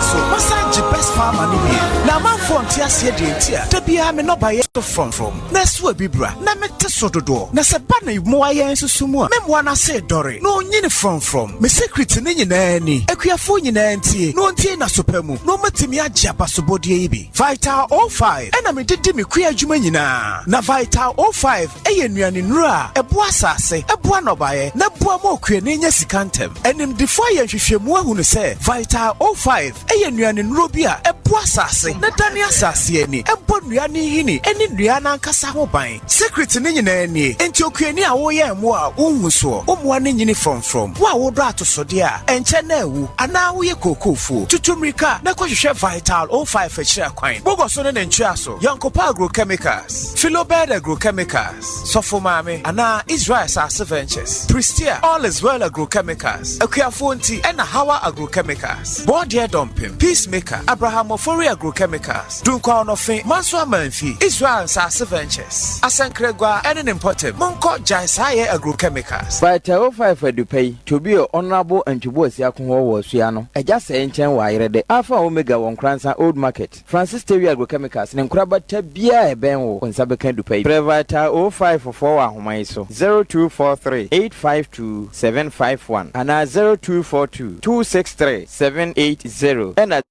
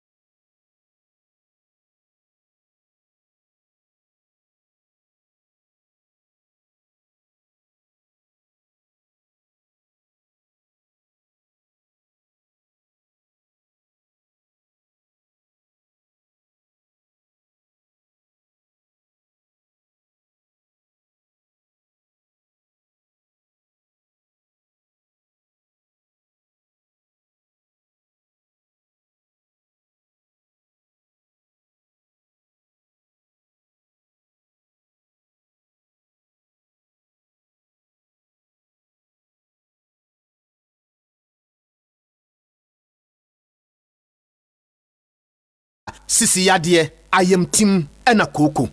ɛyɛ yare a sɛ bawo so a woni anika ɛne anigye wɔ abrabom na 3A ko capsules no ya heda to yɛbo ase ɛna yɛayɛ sɛ wonum aduro no a koko na fifiri wo yam afifiri wo hene fa ebeyi di afiri hɔ menim sabre baabi a wɔyɛ a wotemenka ɛna menim onipa bi a koko ha no ɛna menim baabi a koko no adi wakoduru anika sɛm ahinta sɛm a sabre a wotemenkan mede ma wo no sɛ edin no ɛyɛ 3A ko capsules ya ɛyɛ koko master mesra wo tie na sɛ no nso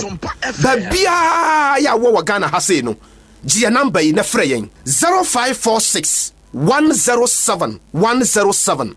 0546 107 107 0546 107 107 3A ko capsules aduro yi ya koko master yi mu amu wata chiman ene ne mpota mu ofo mani nkyerɛ efa fodwo ena afen so Gordon amankwa ho ebie mu nso Nkoranza ene ne mpota mu Africa Herbal Evelyn Amekwa Pharmacy ya ene Black Man Washing Bay no edi nhwɛ ni mu ahofadie Herbal Emos Efa Chemical ena abibiduro depot.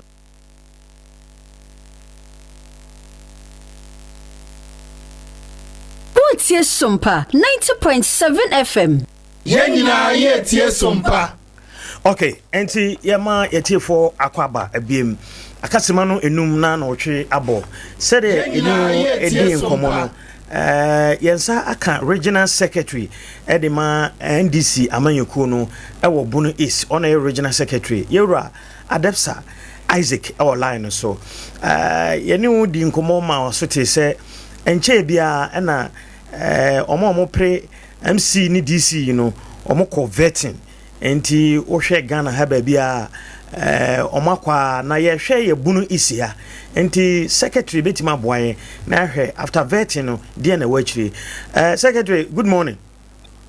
Good morning ya na appointment saying ya menomo pipe bonti ho ye de amiase de di kan no enche na constituencies ahoro omo pre se ombabe MC ni DC no omo de omo krata ebae ema moye mo vetting minim se Bunu isia de vetting no mawie ni nyina 90.7 FM okay enti mu after vetting no mo de dino akonkran meboa okay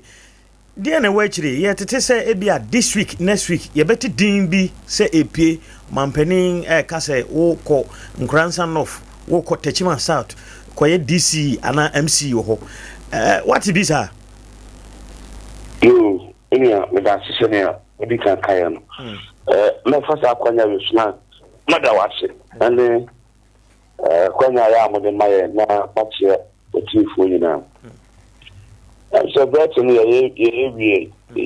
that's last week more. We 2024. Okay. Na sani amundi mono leka ni think namba na tese. Constitutions be any department sa. And shortlisting department sa amra. Enti vetting our regional level. Okay. And na ye department sa from each constituency not say in all ni packet 3 and a different akwa. Continues to be a determinant. Na in applications about in 161 and move 5 resonated in all 156 or so. Okay. Now, Jim and Sana the contract. See.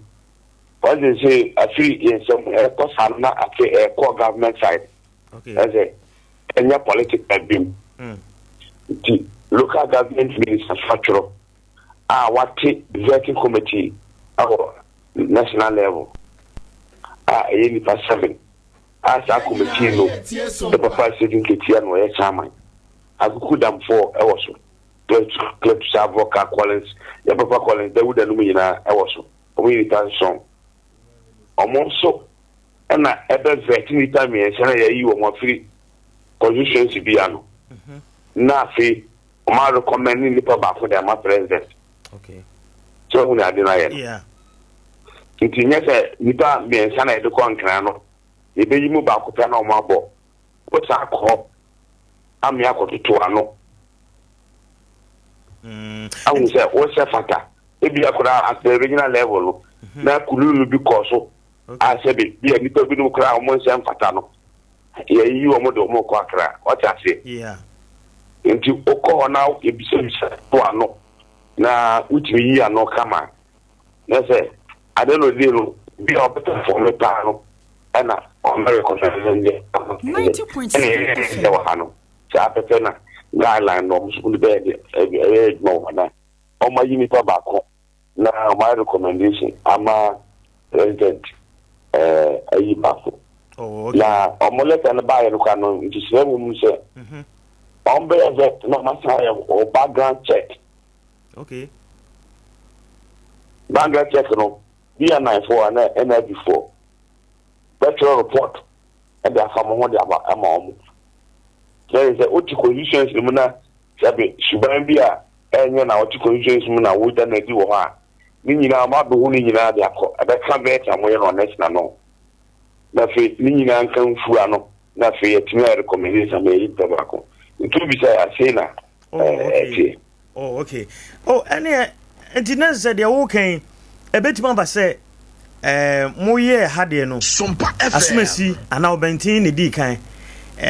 normally ya na mo de max na eye nti ebia mo toto ma no de odi kan bia no ye de ne modern bo ne max no course ro say sa perfect ha nti betima ba say de odi kan ha no de region ha ne de ne modern bo course ro nti ana say ne max course ro nti wo da first but obekọ sie du nkatima na national no anim de wan hwe ono kra no na obeda to ebetima happens happen rough because ebetima what's the exams so people always know which machine are sa uko exams no mo hwe no bia shadam ana obi so wan hwe de o hwe one topic okoye no holy bisa question fire wa twero no defense ntia sa nipa no and we ma de nti sometimes you catch the exam favors the fool nti ni o mo se o mo amodi din kan na wan no every time I say ko drink na ho question je mi bisa no ko ntimi nya no possible sense abetimi aba nti nipa mi ensa na contract dey obi abetimi di MC and DC na metropolitan chief executive for Manayi nti eno no daben no moko I'm say yeah, said I did to know but next this month. This month you have here. But then said I did to know. Okay. Because like I said, also me on the side man. Until I catch you said they will do background checks. Okay. Said by many kind after conditions in the people must have visa. Same be na sefo. Yes. Okay. Enti omo eba beti no 90.7 FM. Wo hwe constituency na ebi mu ye 14, ebi mu 20 ne ade. Omo modern bo no omo drop e omo na omo tehwe no. Omo modern bo na anso ani ana bi wo ho a omo petition omo eno na ko sen omo anka first three no ho no. Yobinia na sa dawase. Nyese bia omo modern mo na answer any anko kan to binumu ade but shishaya no asani yewura John Dramani Mahama ayeno ye FEBUARY equal distribution and a balancing eti ebi amekan ebi ana me pro west and the infanto plan plan you two traditional areas Sompa traditional area and a basic traditional area. The city MPCC of the Abatis traditional area. And we concumeni. Sabe, we concumeni now but our vet in Libya. Me Jimmy said it me you would work on crime and a well, every me concumeni. Ni asai DC concumeni. I mean, I send a situation. Yeah. What was that message? I mean, there's no balance in it. nti obeti my konkomani aba be perform pa if come as in a boma bit ma ba so kora no wadu kan we are a sakra se dynamics okay obi wo ha sele ositie no obey this wo be say party no anu se he ni na obi wo ha make one MP no etwa etiado anwoma so yeah woni MP no muntemu enwo me kai constitution cha wote no waje party no mienu na only half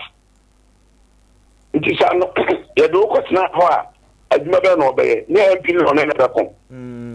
na fiti ma before o constitution to na abre nti we sa le mo wi mi jina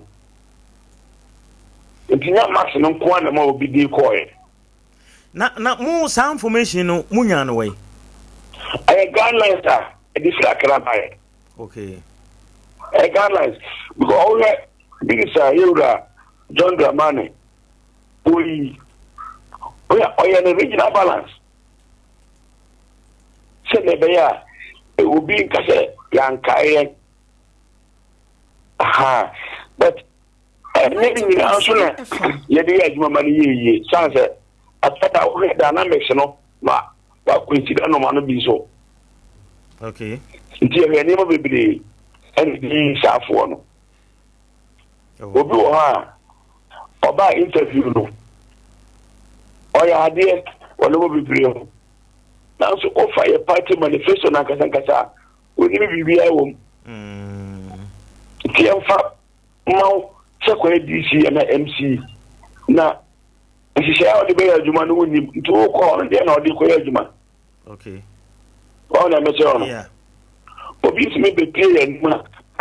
constitution sa person we MC and DC obi sa no polling station do do ko wa wonim yeah ebi no buy o mo chama constitution chama ne ipa mo tewo no obi sa no say we no mo firi here wonim o mo na sabi obi a person ko MC our constitution sa woni party chairman na pam foro na be sa wo so no woni mu omo e kire se position ko woni mo se campaign ko anya den ba me yebi enti bi no mo de be so ma ho de keke oh okay aha enti na number no do so because we ko want constitution ho o firi ho enti aya juma ma party na ba ono won krata wanu ko school no ma tucho mo krata no mu ide aba eno sa no obetuma ya bia so emfa mawo because obi mi azu ma na mama obi o fiti baby ko ya mpese ebe DC ya sabe enya mo se mo ye ni na better toda amara so mo so yeah na condition this chama e ko DC of the ko de woni no party for bi ko woni mo aya party no wiki no party no sunu ha me ni no a secretary o yeah okay and na say this time around no mo hwe local guys no omo nti sonsi no ho no ankasa no nya say bia obi won obi wa brochi na no obi di position okay oga ni pa ya yo mana party fo na yeah sabi no wa brochi ma ya interview omo Zoom as a formality obi o ti agbochi ga bakora wa metubi na also the DC what o no yeah so go bi ati agbochi no metro banka NDC ba power Davida nti no ye sa no mo nyina okay ana TV oh okay Mate secretary ma ye na wase na ye hwe say who be this month there na national there na e bia no ma ye wie Sapebe benji ompae dania bampeni instituto no ma no na ojidie se enche committee ni wi ogbujuma die no modidi ni kwa enche gbodi no sanse I was starting na juma wa yi ministers no do na idea most of the appointment then na see for na more region constituency no I say otimi yi o mo se be ya obetimi implement the policy or the baba nti na wo be yes DC for no itimi yo ma di bani ya timi gidi se president betu sana mono na sale be ya ebetimi aboama ya ma pa magana fa ntuma pa afra All right. Yera Isaac Adepsa, Regional Secretary NDC, Anope Sompa 90.7. That's a power.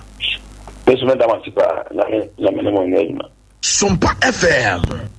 Okay, into constituency Regional Secretary, Sompa Regional FM. Secretary Edema NDC Amayokono. Yera Isaac Adepsa and Yenino Akwakudi and Komono. Nana, Ote Adepsa. Yes. Many papa say local guys, local ladies, women for no, or take constituency right. And this time around, be used to woman. True. Na Nientia etesa ne se nipa na te constituency ho. Debia ye come na dwuma okobi. Kane aduma ohunu. Yes. Pipe twa ohunu. Sa nipa no onim na ote nipa e wontamu ho no wo mo hawase enti say the adwuma no mana about 20% of the problems are oba be solve no ono a onim enti e beboa no ama na adwuma ye ene na de ye atumi akonkan unlike emre bi atwam eduru ho no ma meka emre bi atwam nya MPP asa na meka because ye nya MC ne MMDC elections no bebre emre bi atwam obi ti abrochire ye koma na dwuma kura wonkobi ye bibia onye bi ontua to kura wo Ghana ha position to ya na ode ne sika abewurawura mahunu nipa mienu miensa bi na yabo ne chidom na ye de adwuma na ahye ne nsa sa nipa no ba o mebo number enti no local guys na ye fa wo mo no eye ebeboa amanema konkan ba mo nhwe locals no so nko a ye nhwe nimdie so nkan ho nyese obi ye local nti ye campaign no odim ye di atem no odibi ye boy ensem no obobi nti na position abeto na e de ama no position na abeto MC na DC position no ekọ eboro party no so ba party no mom na anya ewa akwanya ase omo beyi obi de na ba but di bia na de ekoboro party no so enti e wo se omo yi nipa owo nimde ebetimi aye adwuma nipa administratively onim management nipa yemfa ne se Nkoranza municipal assembly eye company ena yede manipa ne yefa ne se manager o mehwe so no betumi atoto dada ade ye amana konkan no sa nipa bi sa na e se yede MC adwuma no ana DC adwuma no yede manya so ye party ni nti ye campaign o ye bi nti no na ye hwe no nko aho yede ama wo mo na me hwe letter na by ora asiedu nkatia committee no mate asiedu nkatia ne da no Sompa FM yese be ye background checks eye ade ba ko a amamani age MMDCs no ade no ho ni enti mani age ne say previously nipa no be ko ne veteran okọ ne veteran we are at the party level no mo the name no kwa bond eco presidency ya de kwa na presidency ho so no na ya ma BNI for no enso aba bonten aba abehwe enema no emu eno no ye formality BNI for a ewo ye district ahodo mu yi obi ya anwunani ye de na ba Nkoranza so Nkoranza BNI officer mete dasagba obeden hunume no obetia for me hu nyina ye nsem obebisa obebisa ne nkrofo ho teka kira asem na obete de akọ ndi we no owura sedu nkatia no apart from the BNI for be ye nyina apart from the aban no abeye no charge o mampani Mahamadi ama owura sedu nkatia committee ni say yenye underground investigations e wo safo no nyina enso ehu on zo makọ party level ya vete wo mo ya hwehwe wo mo ho nsem mu ena yes and ama committee ena committee no so san be hwehwe wo mo nsem du bisa question mi say ebia ye yi nipa miensa ye shortlist miensa no ebia wo na di kan but ebetuma ba say committee ya esan ko manim no ebe ye wo adwuma wie no na bi kura wa free number 1 abeto number 2 na ne da number 3 abeto number 1 enti no eno ya de a ebetumi asi enti no ayese we no o ma yere enhwehwemu no emu epese obi a yebebo ni din no osefata a obetumi aye adwuma no enti omo process no is okay yanyere ne sa obi decide din ketia 276 constituency onim badia what party mu ache hey Lawrence time no a minister or MP atames onena na omampani John Dramani mama on sure why chini especially 2024 election ever na saying ketia ko onim babia oni enti no even 2016 John mama lusu ye oti committee no mtie no obomaden awram hu ne course din bi ode beba abonten mo na mo yese ma yese enti ono no omayi no as a chairman dey I hope say onim bibia about NDC yes. When you talk of NDC there I say indicate here NDC prekope aine enti no ne committee no bema yanya the quality yes. MMDCs a omo be ko district no emu akwa ye adwumanti no I think a step in the right direction okay. But ade ba ko bi ewo ho enom ye be yi wo mo awie afei na assembly for nso beto aba beto wo nso aba be se wo nkwan ene na ekeka ho adwuma yen hya se mo dawuro no sabre ya se assembly members no titru emphasis presiding members so only leading assembly members no say yen koji sika ewo na no de me de kan asem yen koji sika ewo nominee no ho okay. Ansana ya approve no okay say ye ka say ebia si penti ye so ye say ye bia nipa na oba no yaboni dia oba no oba no margin sika enti by implication e kire say akonwa no a post na obedi no wato maton ama no common fund ba na wo say ekosi school dan na ono ka say dabi school dan say ekosi no kro number A ba me na me MC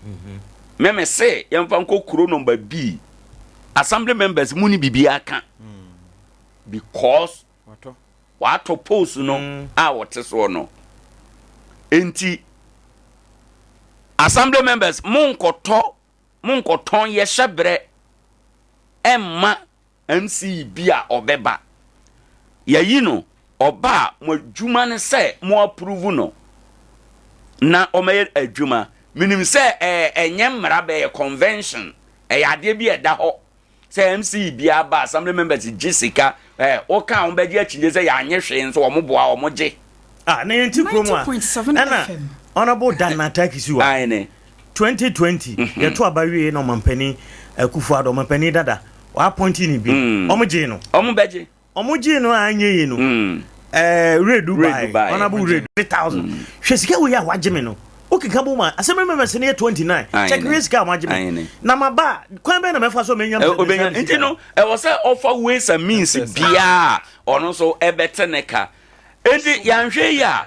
assembly members kakra bi na mo magi sika na egu mu botom na ebe wi answer na MC no obeba no na otene kanti na Nkoranza abe sofa yes enti no hono nso no yesere omo se omo nhwe ye na sa assembly members ikro mo hoi nipa ebe na nsa komo je 1 cedi sa assembly members yo mo hoi Dan Ataki so time waje honorable Redu waje ai Dr. Kosi Amoaten did enti na sa assembly members we mu de nsa komo je 1 cedi I'm telling you enti no ade bia e wo se media no yema yani ebre na ye ka ho aso ye de be yan se ye be ka ye ka na se omedia ya kan wie na ye hwe de onte all said and done no minim se Nkoranza nso ye mehwe Nkoranza name na e ba ye no miensa no yewra de dika na de minim no Godfrey Dapa ono minim no but former group assemblyman na Debbie former group assemblyman assemblyman we assemblyman I think 2 terms why secretary our party and okay 2 terms ono nso na ye MP special aid okay on the face value enema no enyina conditions no favor no e favor no say oye potential ahead of miru na eka ne ho no but other two no minimum o munti no other two no nyanko Samuel ono minimum no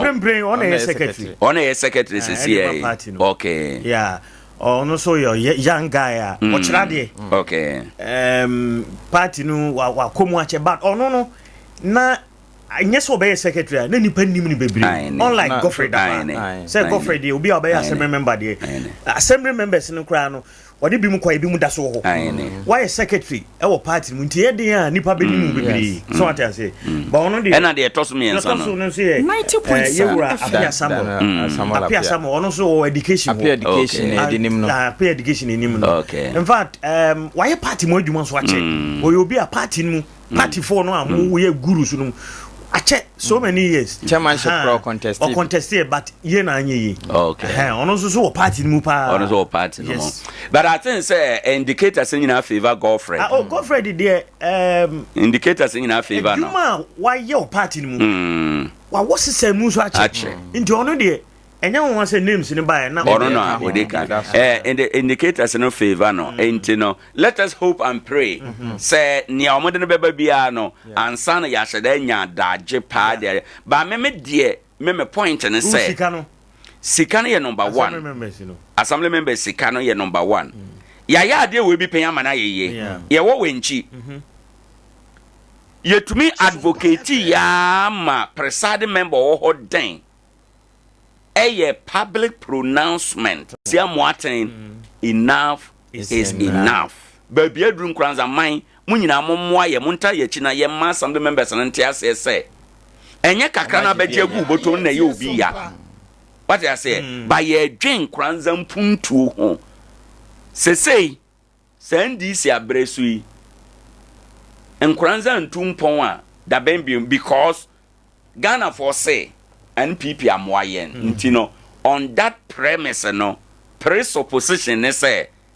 omunim say gidie no wo NDC mu say NDC na betima tu Nkoranza mpon indi say NDC so betna say na ye ntu Nkoranza mpon de a na minim da ben bi obi be say enepa ho a da ben ntino ye koya na ye ba nti no kure pai wo mu ne say yesre MC bia so obeba no onye firm onye assertive ewo na de bia obeye mu wona mpanimfo na ewo ho no sese no ahunu ye hia MC ya oye radical oye na de show bosso Kwesi Boateng like Dr. Kwesi ho na nka me be Dr. Kwesi Boateng obi a wo beka no kure bia o tan okwadu ayi America ebetuma basa wo MPP asem but the few months Dr. Augustine Kwesi Boateng be Nkoranza no look at said ya na impundudwa na ekọ double se nya ban na sesan ye ena wo mo na da so tia konwa so a nka nwuma binum a na ekọ so a ne ni nyina agyae no nka ebia ka ya twam ba bia ye wo sese ai ye hia sa MC no bi na u ebobo nonso nonso pem ko no na what office now yes obeko no what yes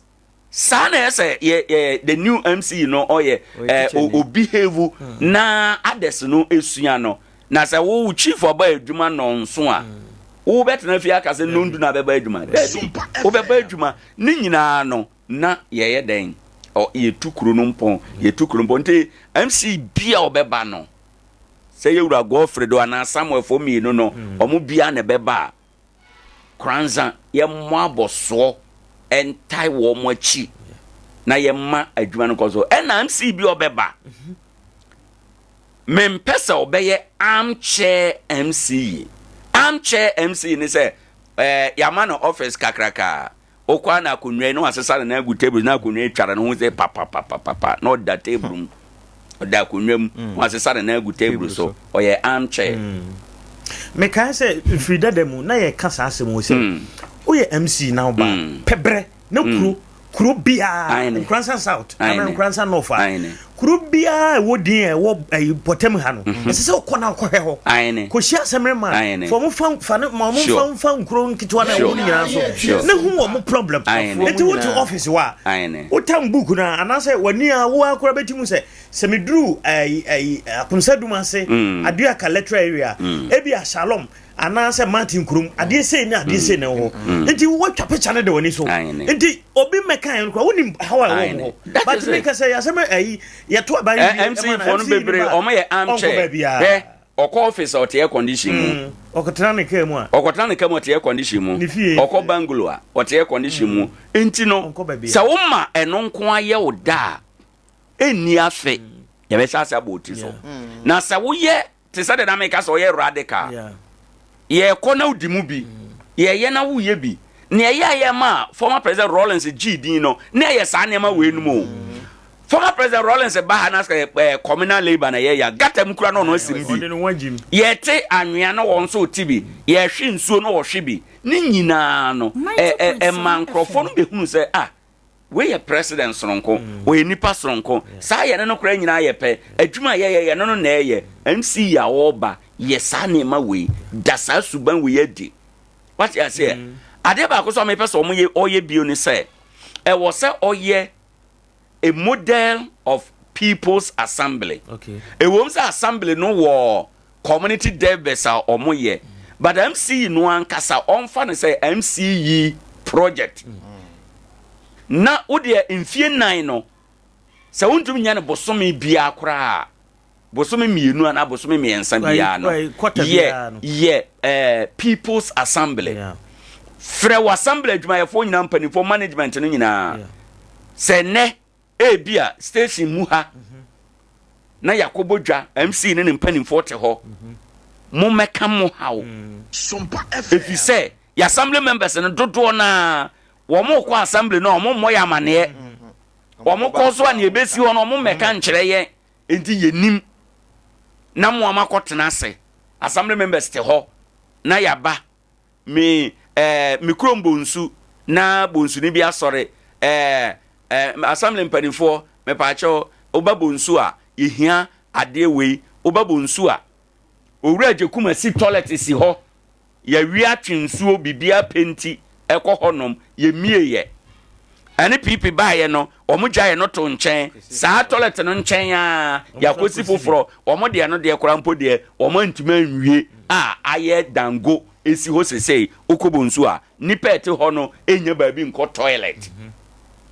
nti no assembly mpanimfo die na madwene ewo ye ho die na mobeya amayen ebi kura na assembly member mo so da nti no MC no anase mpanimfo no planning ne wo mo keka bi betu na ka na ona bo na o highway wo electoral area na onya mfa maaye beyi ano no gina badwa no mu na obeyi ano ebe mo nso ya accountable nti ma MC no onye armchair manent metna ko nwamu nyodwo ne ho na wako breakfast na wako lunch na wako ha na wako ha bi wo so opie oyesa nipa no bedo no yes ne hunye hu ma nipa no obi a o issue a obetima feel free na wako MC ho ebeye better ye as MC no man hunye hu nipa ntimi nko ne nkyɛn a ene na nkrofo sha ase tretre letters fa omo ho no ene na nkrofo ye be tretre letters nti wodi be yi sa ne ma nyina no bra ye de be prempuntu dwuma no na akachi afi ade bia mpesa MC a obeba eye ne se assembly no wo ne plan ne medium term development plan ene ma o ma hyehye gu ho se nyame ya adom na ye nya sika ye be ye no assembly no wo oba ye de be kire no that's fine. But onwa nkasa MC no so mfa MCE project emeka ho okay de wo MC nani so say mabeye MC mfie 9 na se nyame ye madom na medi MC no a afi ba ku bia ade wei ena me pese me ankasa me yese MC even though sika no free ono ne botom assembly sika no abi IGF na say common fund no but ebe ye ono ne project a was all the call General Assembly meeting, my approval, never can or more plans at home, no more to me, dear, a juma. No, Sompa FM. And no, I was say, ya, dear, would be a bit many son for so. IGF, how can once a me? Oko baby, yet the year Numa, a momo. Oko atebubua. Aine. Omo health insurance, dying, almost see. IGF, the IGF, ni see, ye. You know what happens to Nkoranza ye IGF? Nkoranza IGF no. Nana problem was so. But ningina ne say. Minimi de say assembly no omo fanka omo ade ho a guy ba ko a wo ye budget wa. Me interview no. Ama o ka chem say atebubu. IGF omutimi nya sika pa na be san say die nti na ha ne tsa. Ha ye nya sika. Na o ka chem say okwa atebubu a nananom edi om husi wo ebia nana konti hene ebia nana jase hene omu nyina adi animu omutimi yi daba ko ebia bosome me ba ko a na asamre adwumayefo ebia obi okra na MC ka ho na nana no bi ka ho no ko store by store enti se wo se nana konti hene ana nana sumasi edimu bia ebe compel o mo tia ama watua enti ko the system no ba onum se asamre no so nana no rep wo so and maybe o catch him say nana benku hene ka say ode wo mo be de ebe tu sa na mo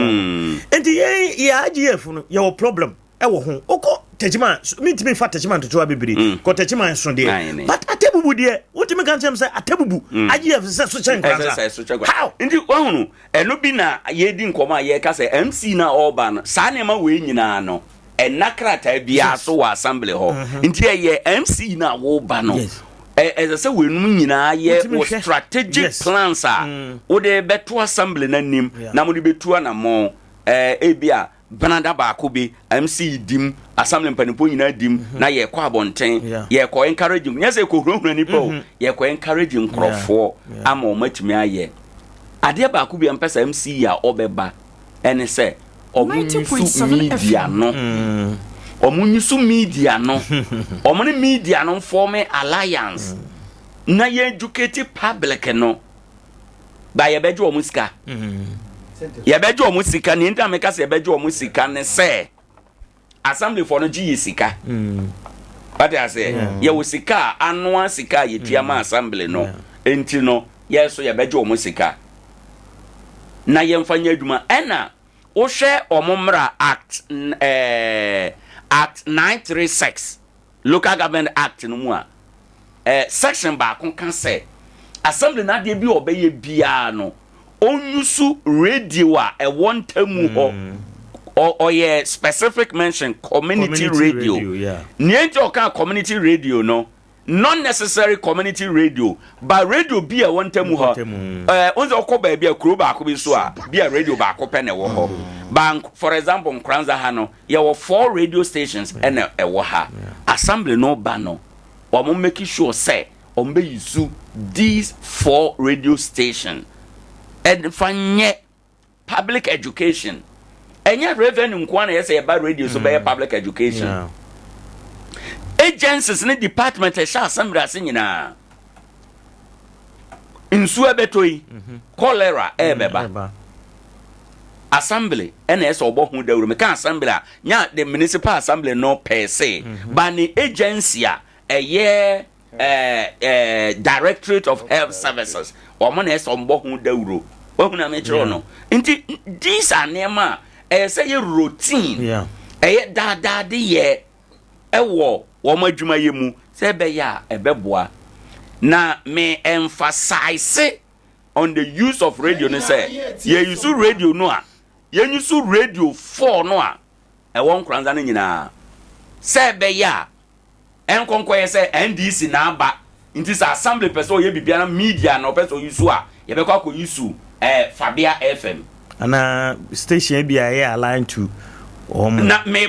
because particular me bo Fabia FM din because Nkoranza had the obianim say Fabia FM ye much exposed to NDC adwumaye and nipa na obeba be NDC obeba be MC no ofrisa ko nu mu nti no anhwe ya na ne priority akoho mo echen miensa no aka no nti no now that omo or MC oba no me raise these issues say be nipa bi obenya no because obana na dwuma ye koya ye bebo na baso bibi obeye ye bebo hu dawuro 90.7 ne ese ye twe na bo so ye be twe na bo so enti ye draw all attention say nipa miensa no ye bom paye so mu ba ko benya ba ko nya Nkoranza nyina na anya Nkoranza nyina na eta na chi na ya hwe ama na de na dwuma ni bibia etime akoso ye enti no meme Jesus o timi MC bi obeba otumi ye niam a mebobo so ya ebi anye pepepe te se dia mebobo so e ba bibia da ebi umu a se bi ofa no de ye adwuma ebe mo no kora na adwuma ye ne hare na adwuma be ye ne hare nipa be gi na di Dr. Augustine Amoate abo ni din MC otwam na anu ya adenda na oye so popular oye so popular because obi na pono e de ma media no sometimes media be ye adwuma se bia o be ye adwuma ma waje usika namu give us the information what I say President Mama say oye campaign can say oba obe books no mu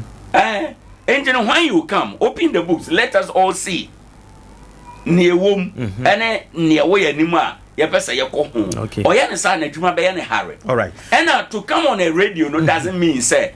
radio 4 no nyina e so kwotena ha fida dem ade ya ne ye ne say na your radio station 3 MC ya no ho den ofre radio station 3 ne nyina e no me ya arrangement say okay manti bia meka sabako a kire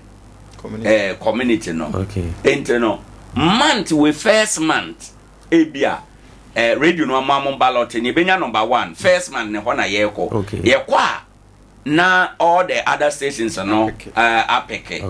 second month no ko the other radio station third month no ko the other radio station na there's no so apeke or yes na esi no man say sha say bi no I am saying say MC no beba no onyusu media no onyusu resources e won Nkoranza nipa ewom eto da bia nya ne party for nko na ese otie wo mo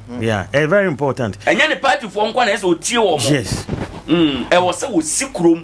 na o engage amanfo ensa no bi wo ho a ne a obeti no krom no e be ye kama kura chen de bia party for no de be ba be ka say oh because MC bebe nkrofo e ba be pere special aid for ne one no o mi na be ba be pere nti o mo akura ho no e be ye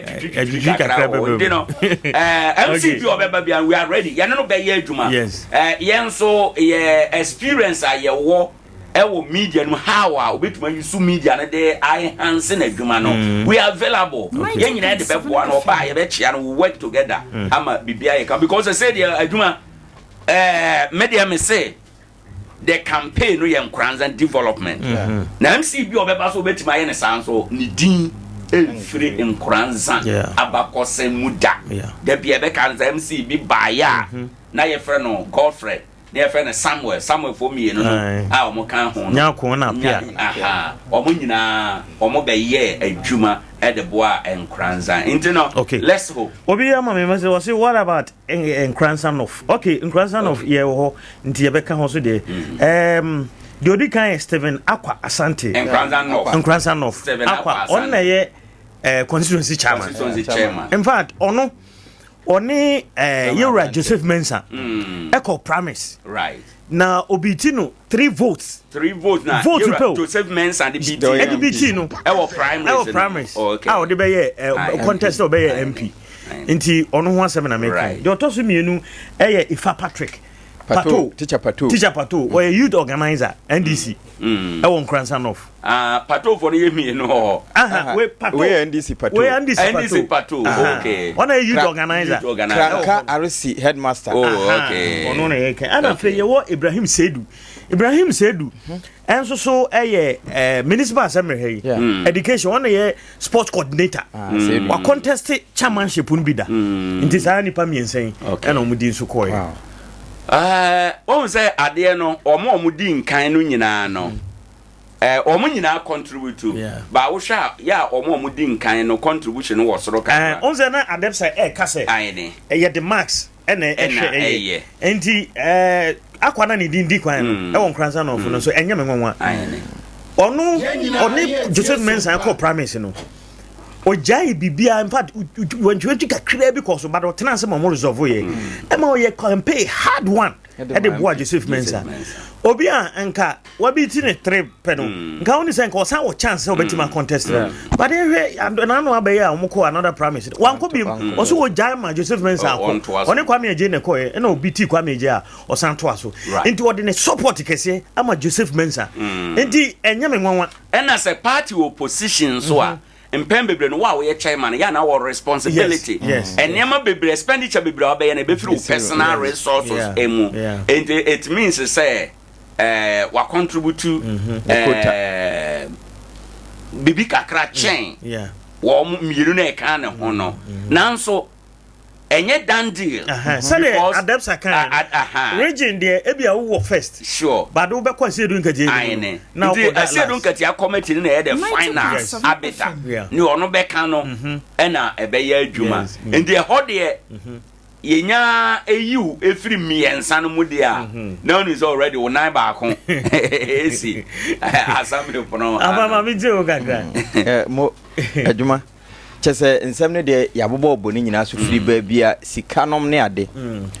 channel so say DC no ba bia DC district chief executive ena ba bia MC ba bi so no kra mu eduru sin bi because metro ne metropolitan mu eduru pa enti se wo de ho no e compare ha se bio etese de ukuru wa ketuwa bi na o de ankore mum na eye nsusuye de de wonum no eno na e mauto bia ebene de wo pedisi names na abani nyina no capable na Nkoranza north de no ma memmo ho ansama ba south ha Nkoranza tifi chairman ya wogina ye no wone MP ni na contest ye kwambi so kura no we potential MP to be ana teacher patu wono nso youth organizer na eba mabunu no pia wo mota akire pa anwen ntimi ye adwuma in fact 2020 and Joseph Mensah be ye MP no correct pato omo ye campaign pa outimi Joseph Mensah ba power no ka ho no correct no go yadwuma pa no ye ne right hand man utu honorable Major Derek Odru ne enya deketwa dabi so what I say pato yadwuma nti ono so ye ka campaign ye ene party no mabunu ne ade a organize wo mu yie nti ono so ne ho hene pa enya nwanwa se ebetimi atene se de adebisa kan ye no na ohwe sedu a so nim sedu we slow but sure because sedu wono de emetimi aka ne se ekosoro ho a ngomosuamu no wa pay ni dues eba from hanso a say yes out ha yenim ne otumi yo na north ho nso no no daddy realization sana sedu ye north ni why party chairman daw nte no nso ho nso daddy na sade no woka se wo mompe nwantwi wo DC ne MP ntem no nti ebetimi abase nipa na hure di kan wo ha na nso enkoduru soro ho no na wate ato sade DC ne MP ya ntawantawa wom no obi a we potential MP to be ono nso timi pe Ahmed Ibrahim local government minister what him say this how one number also on pese especially MC for all respect mo be challenge MPs no also sa dey way o man panic for time ebisi papa eno say eno ntina MPP for koye mmere bi say ebeka 3 years say 2 years or 3 years mu ba ko o resign na nje say o ko presa o ko pe MP tawanta ko for time o face bi papa MC ni MPC no pa na adwuma ni bibi sa DC ene MP ntem ade no say unya ye DC na o ye wadwuma yi a MP gina kwan mu twan yes eno de because me de honorable Jekum be yem fanto ho say wo hwe ye wura tames time wono mu a contest ye na wo montimi anya MP ship no ewie ye saafo no be ye DC through this no adwuma omo ye no na spearhead ma MP no mutumi enyaye na sese no omo hu no se obi a wo pre ababia asabio wonya MP obedi no wo threat nti no nso no ye behwe de wono no abribia se wo support MP no no ne no ne ntawantawa nti e ba na sase ya Nkoranza South ha Godfred o potential e ko north nso a teacher patu ho hene woni se edu na so ni nyina wo mo mbeba bia no adwuma ne ya fefe obi kasa no adwuma no ene ye hwehwe chichu de edimpuntu ebeba enti ye wehye wo mu nyina all the best of luck de ebesi ne su bia no we capable a obetimi aye ama ye enti enne no menum say ye bebo awuram pa na efe ye wura presentation num sabre ya adwuma gina screen no ho no na efe ye wura mu ankasa ado asuko enne sasa presentation we mbra na wie ye no baby out bia ntokwa bi ho abeja akon na wa support ama Nkoranza tumpon Nkoranza tumpon a wo tumpon na se wo so tumpon a Ghana tumpon Ghana tumpon a we ase na ne ho ato no right Ghana tumpon a we ase na ne ho ato no no krenti well na wo mu nyina ba na sa conflict na MC ne MPs na da wo ntam no Minister Naka ba me on the face value enya adwuma and wa kan odna no na adwuma ma mfanto so ma mpani ko for time BC yes party no koye mra ne nhwehweye bi say so still unum say we say we contest MP and now we chief executive na be pay ya ko resign period bi bia NDC for no so no emfa bibi sono nko a emfiri saade no emfiri president ko for de no ye no emfamra na ye nhwe se bia ebe ye adwuma otherwise me ye party ba me ye Ghana ni me jeme hudi se metumi edi MP time no so a wo se da bi o ma me enkoye eyesa de ama wo mo enti no ye mfansi ha na fe yanko screen no so na yini nkomo enfree eho enom okay so Sompa 90.7 obetimi ako Facebook Sompa 90.7 afi TV no so YouTube oko ho so a Sompa TV eno so obetimi ahwe ho na bibia obia no watimi ede ato ho na yetimi akenkan kama ede amount na ebra so say ye presentation said anopa no ye mama so tie no eye Sompa 90.7 na debia ka kire say dwumade ye ni adwombone bia atachiri afei ni atem said a 70 ya sa na ye kanu no pepepepepe enuntina debia na ehuru dikan ewo ye dwumade a yedi mu nyina na enenso so said we ni na edwada February 10, 2025 presentation no na yaduru so a yede eba no ene ye behwe omampani John Dramani Mahama ni ministers a wayi wo mu ho ensem kakra na de edi no edi kan ene no Dr. Kessel Ato Banforsen na ono na finance minister ewo oman Ghana mu eha ono no ho asem papa yi picture ene da ho kama wa share space branch onyini bebre ne ho so fe ye pa na dwuma eso ani ewo Ghana ha ono no picture na ohu ye no ne ho asem na ne ye ba abeka nti ndiani mu no eni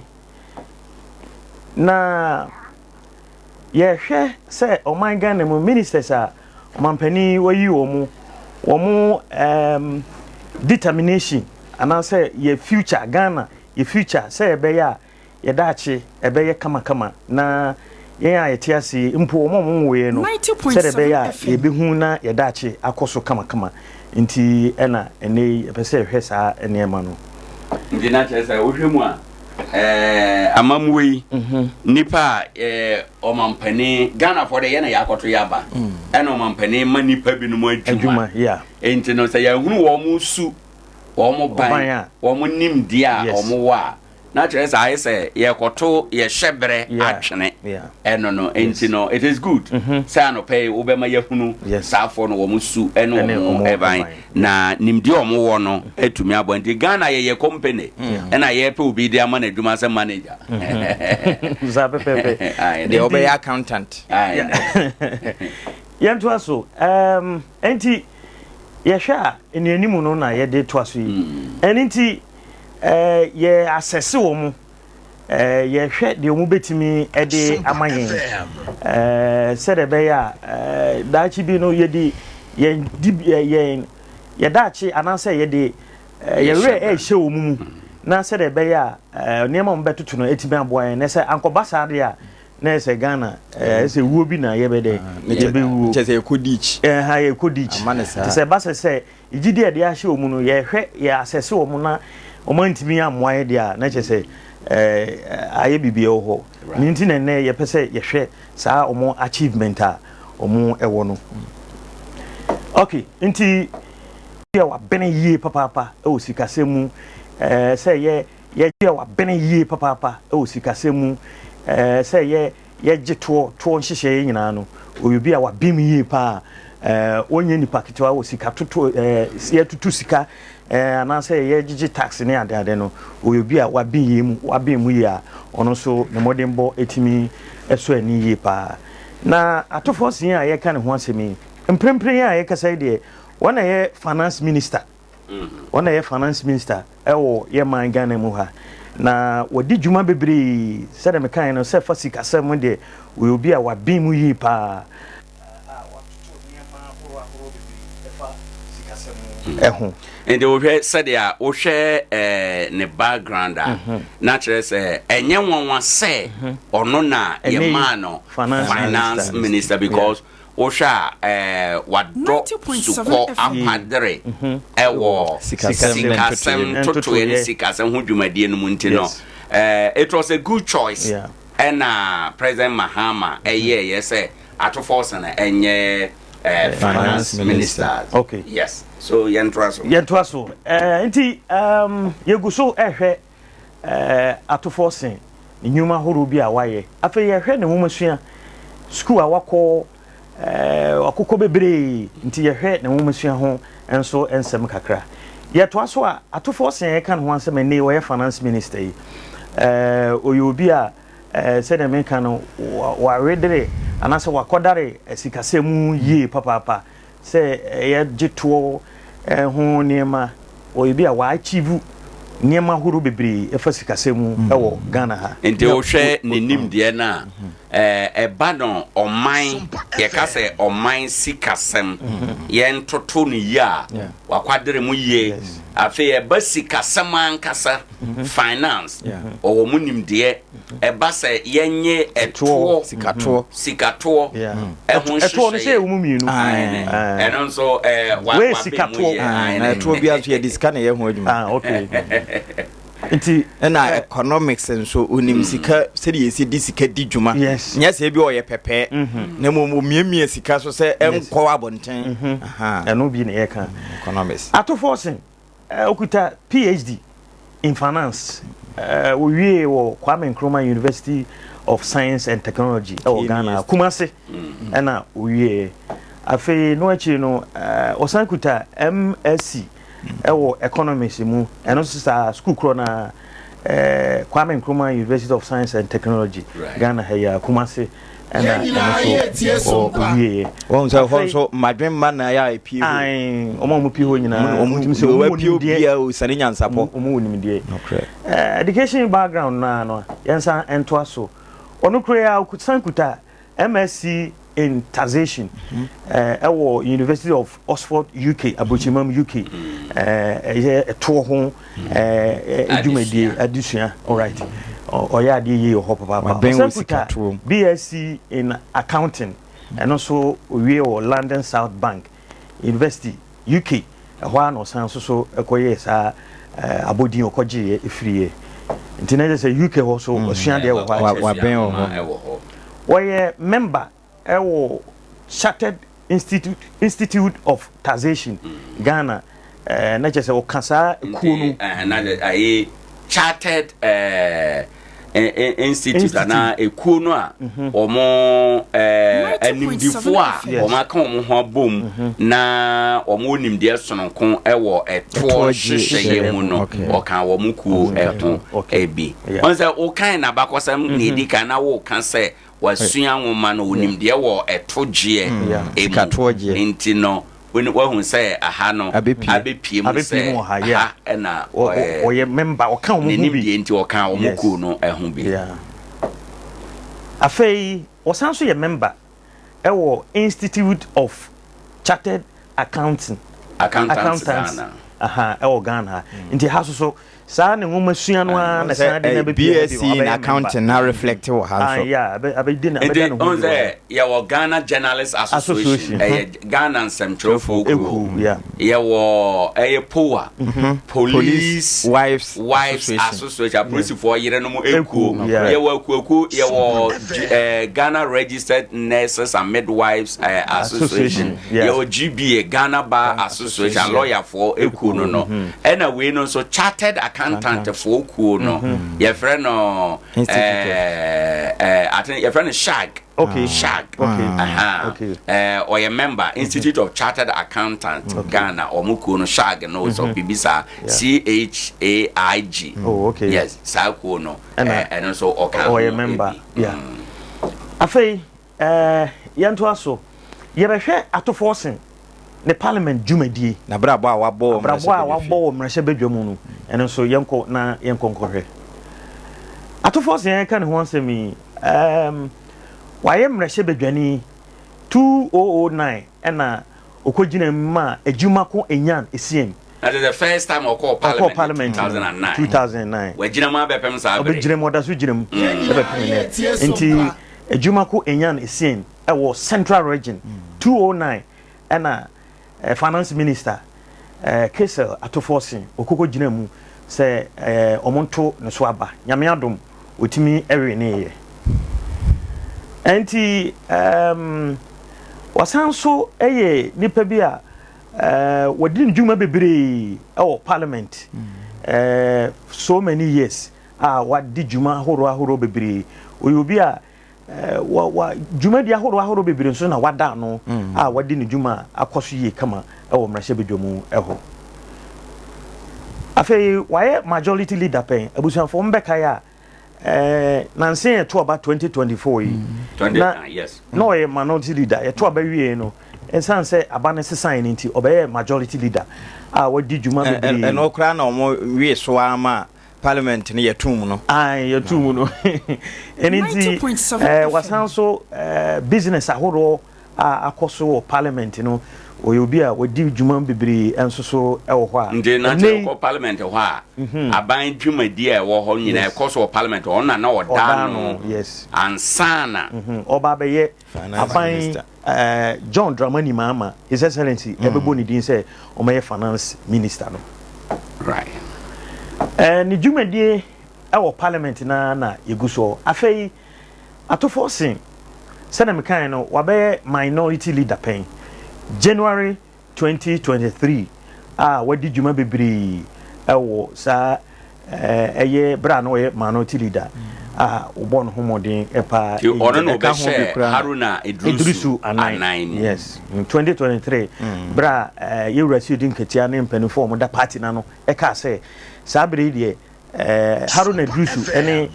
muntaka mo entranchen kakra no meto aso no ona bidi Haruna Idrisu Anan afi wa ye ranking member our finance committee 6 years infiansia and our ranking member our finance committee mrahye bedwamu eno achi no emfa ho aban e teso no emfa ho ne aban e teso ba sikasem bedwaku na no kan se obo no homodi won se mrahye bedwamu no mrahye bedwani bia no emra ne kire se e wo se unya committee a wo so ye sa committee na wo so no ena udidon wa atenze wan ko committee kura committee be mi no de o mo se mi ensampo e wo se wo so na utim di dumanti na on se wo hwa ne background na finance accountant we into taxation into enyanwa say owo finance committee so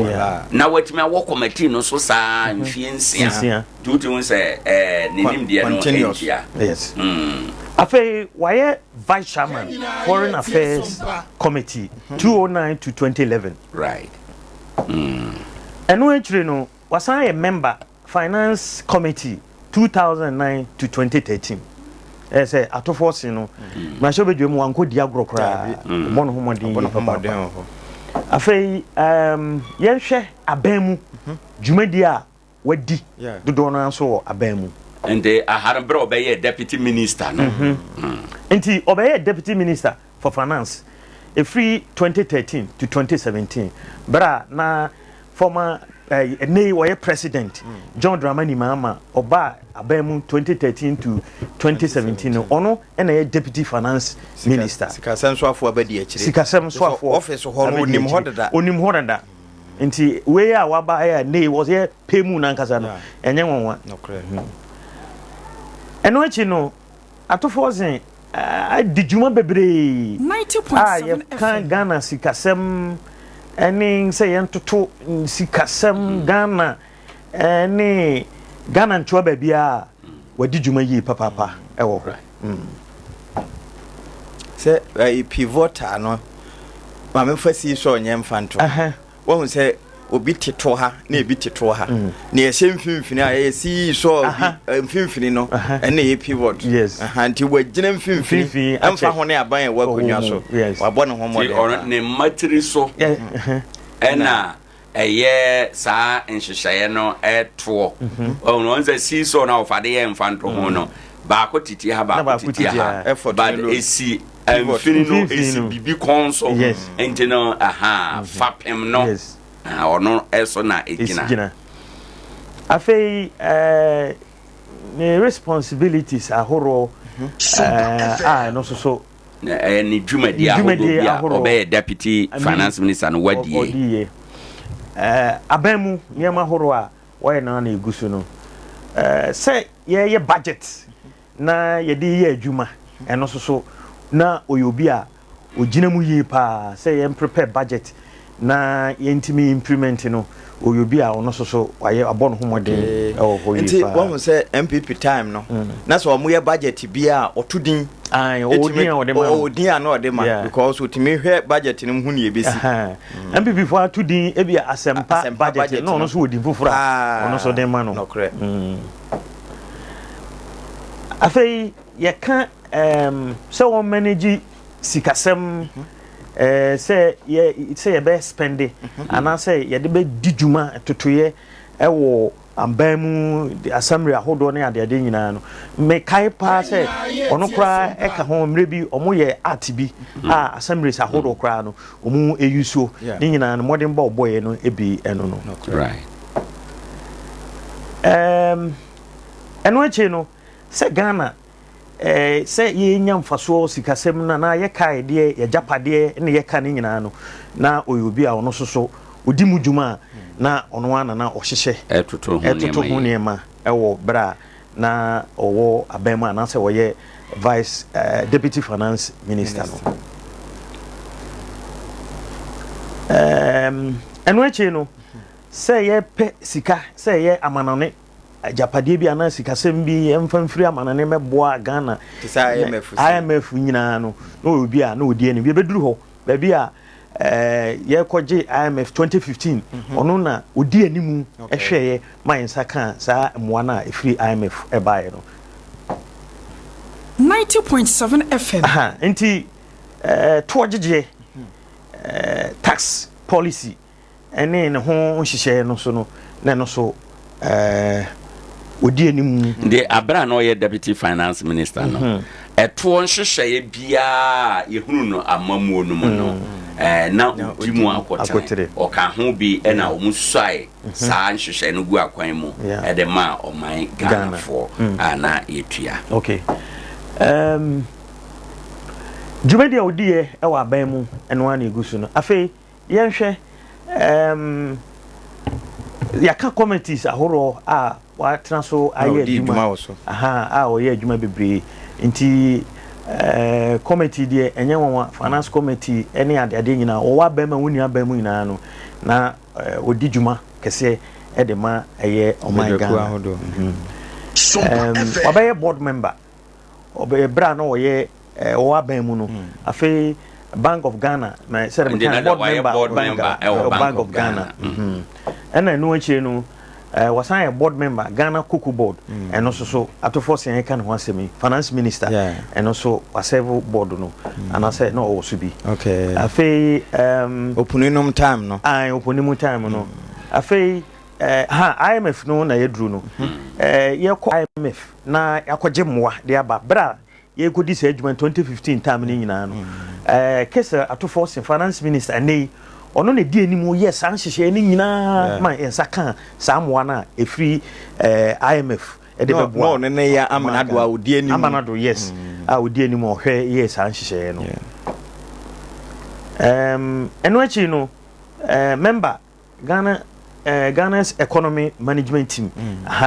inti Ghana management team no a na ewo Ghana ho no Yewura Mahama etiye no na eno so we member a na odi animu e de ma eye oman Ghana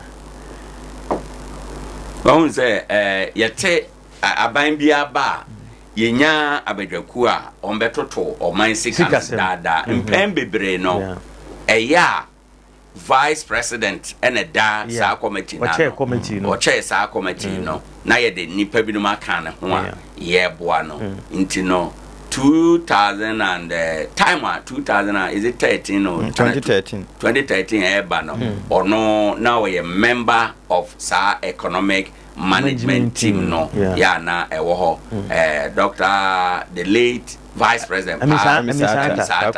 na oda no a member ewo economic management team no and this is NDC for aba fufure 90.7 FM Vice President Prof na so man sana dia ono no be chair committee no na fe ye the economists akoka no ho na fe o matime ahwe no ma ye adwuma no afe yan hwe ni key achievements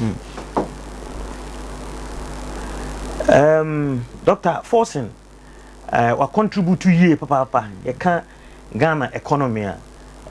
de a obon homoden said ye kan nsem bebre no oyobi a say 2015 no na oye deputy finance minister no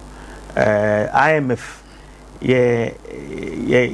sika semo a ye kokoje no said me din kan no ye ko IMF 2015 ye ko ya omoka sa me yemfa adwumayefo bia no eno na me ka se obono homoden yi pa nhihye ahodo toto ye nyina no ono an di animu a o ma sa and on say ye koje IMF sika bia ye wodi ya de to so okay ndi dia ye je ne 2015 na ye extended credit facility program and ye de ye ho ekokoshe mu a ye ko ekoje ye ura to forsen nipa di animu ma Ghana ene IMF nyankita hudi a ansa na omde sika no maye no na oye oka ho bi oka sa nipa no ho bi ntia ye leading members nto oye nipa ba ko a we ade a ba bi obegina be betin ne sense ne bo se Ghana ye call IMF 2015 extended credit facility na me ka ho bi na me ye leading member me boa ma ye negotiate na na kan brofo de se ne ye de ka anka wasi ekotua na nso ye koye ne ye san hia abosia nti ye kokotre ye kam enya kakra san de bai nti extend ye ka se de brank ye ditua no o ma ye bi kan ho ne ye san je foforo de bai afei ye art bi 2016 art 921 sa art no so o champion ni ye papa Ghana's Public Financial Management Act nti eno so ye kan achievement a bra no ye vice oka ho deputy finance minister na oka ho bi sa act we eno na kire kwan a ye de oman Ghana sika efaso okay se wamfa uyusu Ghana sika na wamfa emra we kwan so a ebe kwa ko we prison auditor general ye report bia na ye ka se obi anya na adwuma ye obi amfa sika bi anya adwuma ya ye ka emra we se nipa no a sika we no wa kwan ode ye adwuma no wa amfa Public Financial Management Act no so ena ede ye into kom na shebedwa mu so ye 921st Act na shebedwa emra to so ahankono duonu ba ko Act 921 2016 no mutinti 2016 no mo ye nti kesa atofose o championi sa art ni yi papa na debi ye beka sa asem no Public Accounts Committee omotena se a kwan ya so obi afa kwanboni bi so ediga na sika se de omusi ya de no etan hwetere sam ye hu hwe omo no de no omo no omo ni tumi no omo ne ombetimi ya na omo ye no nti nka omo de koma hwan attorney general nti no omo no ye wia na ewo se attorney general ena oye prosecution because na ye principal prosecutor ewo mai mo na obokwan du bia nti attorney general no be refer say auditor general report asem ewu mu ebiam de ama yoko ebiam de ama police ID ebiam de ama OS ana monhwehwe mu mfama yen or even to say shraj abodin omo ni power to prosecute omo be investigation nyina na omo wi a omo ntimi nka wa hunu ndie be wi ase no ye kɔ hɔ a ne akɔto mraika no ene ye de ye adwuma enye ne owura eka ana esi hɔ o de bad ma owura no kura echi no say comprehension nom ne aka hɔ Public Accounts Committee nti men na nka me feel say ahoden a ye de akɔhye owura mu no anka yemfa sa tumi ne mra Emma Auditor General say Auditor General oko audit Nkoranza Municipal Assembly na hu say o ma yemfom so bia o tumi say wan kasa wode o mo be court abo mo kwa adu na so twe a ewo mu bia no yaje nyesa na ye ni say ya na ye kodane de ma Attorney General kwan bi so no wo behwem kura no na ebia say MC bi na ye infractions bi na wo say ye twe na so a MC no already or ye Attorney General no ne party ni nti be ye difficult so be twe na so ndi baby anka ye the best and say ye be ma Auditor General no ankasa power a obetimi prosecute nti no a fine opportunity but omo de owura na be boni nyina to agu emre bi no me kan sem bi say sa Public Account Committee na omote no ehon ko an no chen say be ko IMF sika unifa ho amanfo bonesem mu di sika amo efom ho no eno ko an no e be twa IMF but etete o mamu ha obi ye bibia wetere sam yen kan hwe NDC MPP omba ntina wo kan ora no me support pa sense say amanfo fa yen sase basa we ye manyoni a we ye entitled to buy asase wo cantonment wa bra aban asase wetere no ato no ketua bi but NDC na MPP no mo ye ba ko enkosi ba bia de omo ye omo nkrofo we ne omo ye parliament afa no markets obi aba say ultimate interview obi be 4 hours obi de ba say minim no wo ye madam funti how say ultimate kasa asem o kire yen o madam funti den ade ese fata kwaku no ese fata kwa ame no ye wo institution bit is a shraj e wo say yesesa wo mmara no na ye mo mutumi a o metumi aye prosecution because Auditor General koye ne findings ba na sa Attorney General ni nye ho a enkosi babia but so Auditor General no na prosecute a na need ho na need e chire obetima prosecute and almost obetima ye mra no omunim we ya ye kan nyina omunim ni nyina but omunye da because sanse dodo na nhuni nya hunu ye wa hunu amechro no ntinka hoden a ye dide na oruo I was expecting say nanka ye be ma Auditor General to me because ono na ma ye hunu sika anwunu kokwa no ono na ma ye hunu nka ye ma ne to me ne obehunu bia ono antwe sa ankrofo no enfo mko gina court omo ko adu ye sika na o say de nipa no tom a yen sign emfa ntom ye jama Attorney General obeba be file null process aka say na ne nye case no ho na me kra de bia nso me de nyantumi no kra ne hia me ye name enhyem what I say ye mo say system na akodi aman oban sika ana akoto ade ense se woto a because of a politician tia ni din nie yenji sika ni emu ni din na ne manu mo nkura na omuko school no mu say ne papa din wo ni nam newspaper mu afa nkura no ye nyina de besu nyansa ye hu say this time no so obeye buguta position bi e wa ban mu a wonfa ni agro but ye hwe nsema ye kan say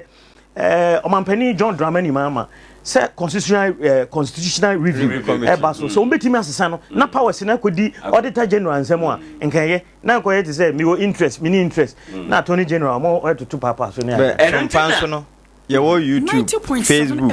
enti edeja yes ye ka say mampani tie ye ka wie na wotu anamon bi yes enti ye susu sa ai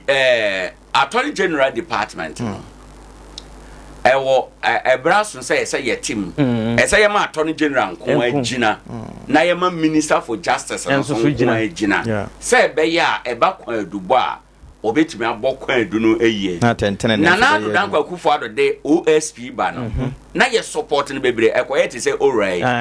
na nipa support pa enokura amrata akire no OSP ba ye no onye adwuma biama yen sedan hunu emfaso a afiri mu abanti no ama eno nso aba be ye in name e wo hokwa da bia o investigate asam so yehunu ni akosi etuaka hunu yenim ni akosi enente na meka se sei baby ti se auditor general ye mo prosecutorial powers se be ya ombetimi ye prosecution omo beti di wakogina court abo ko adu adi wasamama ye hunu na ewom efira hyase ekopema biye na ye jani say dia he auditor general beba be ka brofo na akere ye grama enko ba bia ye to aso afei atofosin finance minister ho asem wan na egu so se de di nka aka kyerem no ni sikasem totoye de onfa eni agrokra se o masika no ejina bra no deputy finance minister dollar CD to dollar na ebejina kama ni na no na oka ho bia na oye sa entotoye no okay enti afi yehwe ne profession baby a odi ni juma bebiri yenyina ye tie sompa ni sua hunu yeah enti na jaza ne sua hunu no ekwa kofa macro economics emu ye kan macro a enema onza ye wo micro ena ye wo macro yanketwa na micro ya kese nti e ba nema kese a ema oman sikasam totoye no ura atoforce ni muye pa onimu ye pa nema kese ma oman sikasam totoye onimu after physical policy development and also obono ho emoden eye sikasem ho entoto ya edimpuntu oba no odimu akotene pa ye ka to sikasem to njijie nso so a eno so obono ho moden ya mama mfo nyu ya gin kusi bone to sikato 90.7 ye japade ye wo entoto ye japade entoto ye eno so odi akotene eye eno so eka ho bi mu a oman sikasem totoye eno so odi mu akotene ena fe ye business sikasem business ne ade eno so nim honim yes no nko yeah dia na de be kai no yes na legacy say in legacy den yeah legacy be any say oyobi a ye kan amanyosem amanyosem eba na Ghana sikasama na no bene mu yie pa na MPP ni NDC afom nyina no eba se yemfa party ana politics and tonchen na yen kan nokre pa MPP ni NDC fo nyina betuma dia to force ho adanse se eba na Ghana sikasem ehon totoye ne ho nkomodie ehon na muntu a ato force wapen ewo mu na wadi dwuma bebre wo mu a ya wonema bibiri wo mu a waya ye betim de akai no afei eno achi no nneɛma wayɛ a yɛde bɛka no bi ne sɛ ɛba no adwuma yɛ a ɛmu da hɔ ɛba no ɔman sika yɛde yɛ adwuma yɛ ahohyɛsoɔ ɛwɔ ɔman sikasɛm mu na afei yɛhwɛ sɛ ɔman sikasɛm bɛgyina brane ɛwɔ Ghana yɛamamu yi mu a owura atɔfoɔ sen wadi dwuma bebree a ɛno yɛ ade a yɛbɛtumi de akae no wokɔ parliament a hansa de no bɛkyerɛ nsɛm a waka wɔ ho wokɔ minister of finance document mu a wobɛhunu dwuma bebree a wadi a yɛde bɛkae no ɛwɔ hɔ ɛnom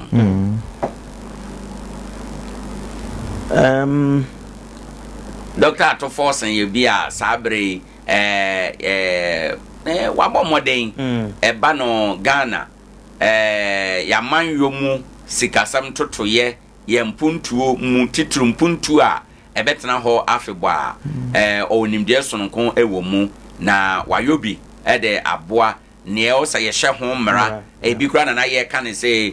Public Financial Management Act ɔka ho bi ɛna baayɛ ne nyinaa yɛ nnwuma a wayɛ a ɛnɛ oni hɔ a yɛbɛtumi abɔ ne din aka asɛm sɛ ɔka ho na yɛyɛ saa nneɛma yi nyinaa ɔno anso de sika aboa bi afei abampani abɔ ne din sɛ ɔmɛyɛ minister na wohwɛ ɔmampani a wabɔ din ahoro bebree but yɛbɛtumi aka sɛ mampani starte sɛ ɔbobɔ din ɔno ne first person a ɔmampani John Dramani Mahama ɛbɔ ne din sɛ ɔmɛhwɛ sikasɛm nso ɛmfa ma ɔman Ghana na saa edin ɔbɔ no ɛyɛ January 9th 2025 ɛna ɔmampani John Dramani Mahama ɔana nso yɛ sɛ Ghana ifri na ekui atofosin na mebo ni din say appointment committee evete no na bibia yi a ona behwe Ghana sikasem so right okay afei yenhwe okay ente na tese no yes yenko yes no afei obetimi aba Facebook Sompa 90.7 90.7 YouTube Sompa TV and also so obetimi ahwe ho nti na che se ho asem no Facebook Sompa 90.7 TV no YouTube nti Sompa TV and also so obetimi ahwe ma niema na mo chim radio na 90.7 nti WhatsApp ni Telegram nyina WhatsApp ni Telegram number no ene da ho no 0598 994 0598994994 number I did juma no into wait member na oni ay interaction bi apeso ye yeda masi mo yes so yeda say bebre c'est bon okay no presentation nanti I think omampani ministers wayi wo mu adwuma no krepa ne say Atofosen ni mudu or stand tall share entuma why previously and political achievement why obey a deputy minister nyuma why or MP nyuma why for me who say owura no why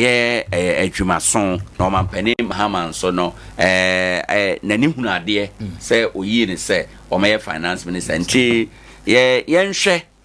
abodin bebrebe we nyina yabɔ no enei kwan ben obe translate e de aba in practice emma Ghana for ye dada setena mu no ye hunu say nsesa aba ye dada setena mu ene ne keka de kwame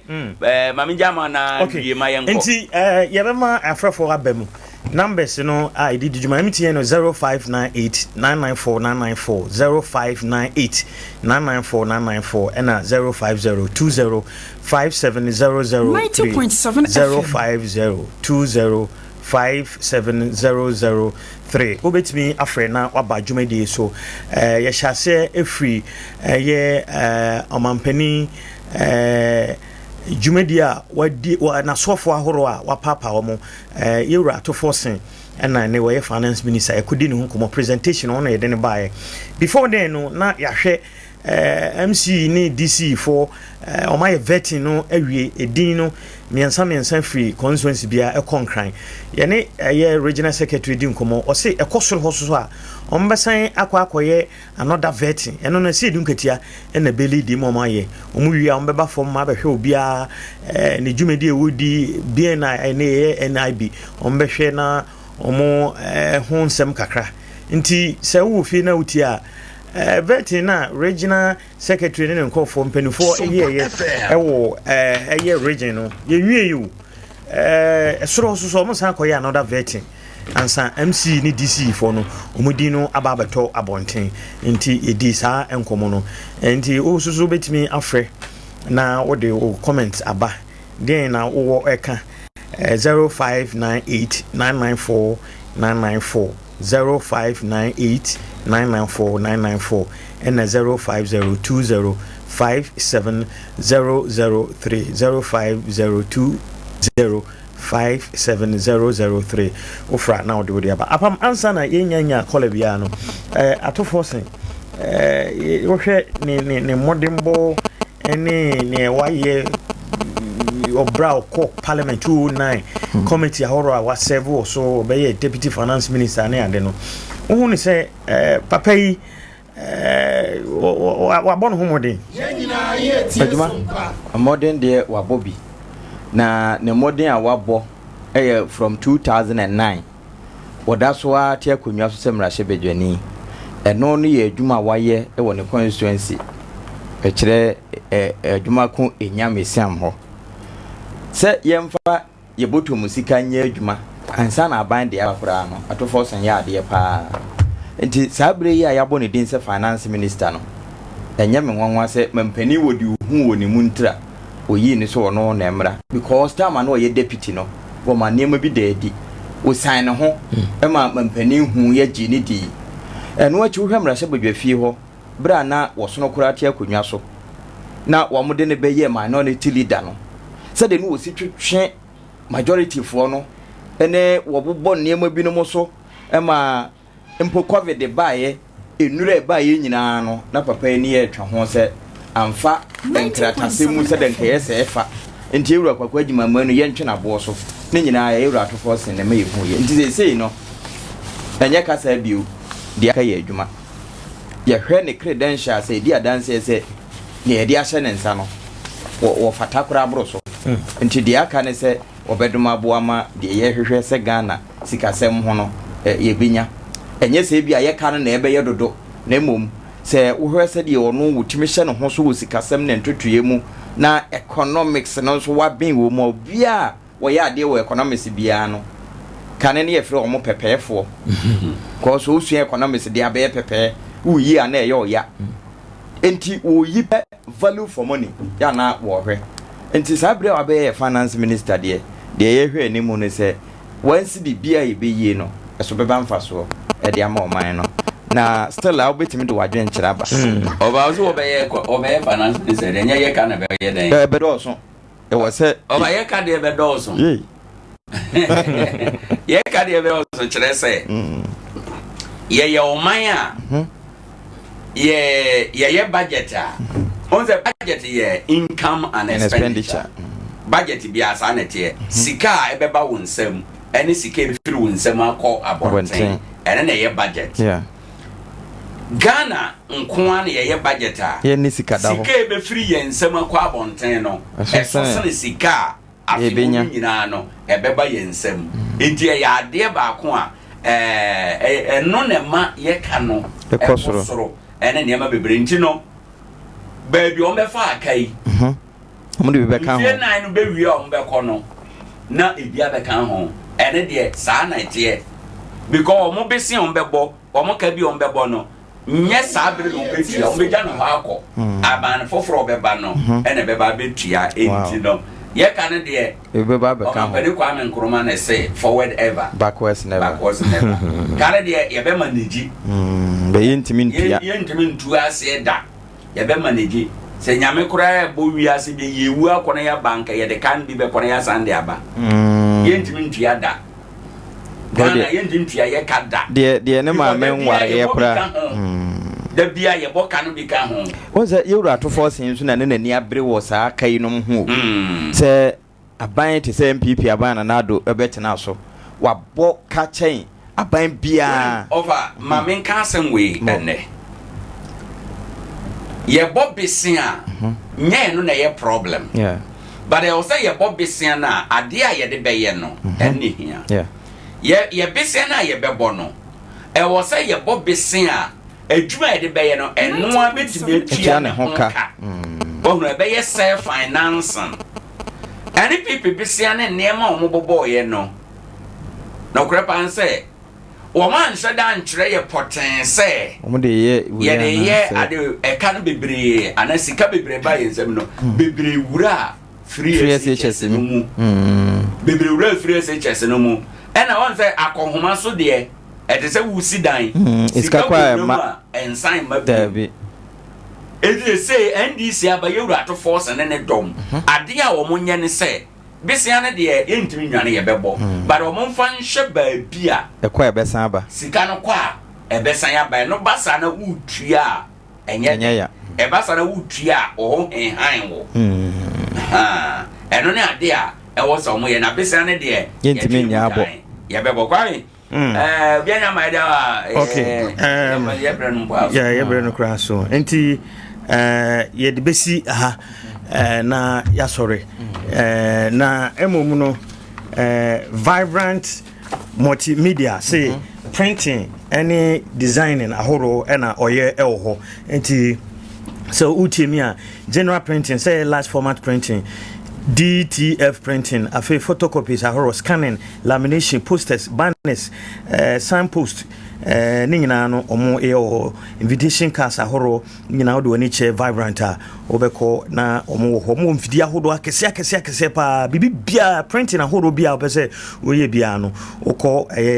vibrant multimedia ombetima ene kama say logo letterheads ahoro business card passport pictures ni nyina ekoso ewo vibrant o edwoma brosan kese no esoro hope na obetimi afre no ewo 0245 463216 0245 463216 and 055 930111 055 930119 aha na ode omo wafre omo ni NDC office no ne di enhwe room 21 and room 20 eho second floor and abakoto omo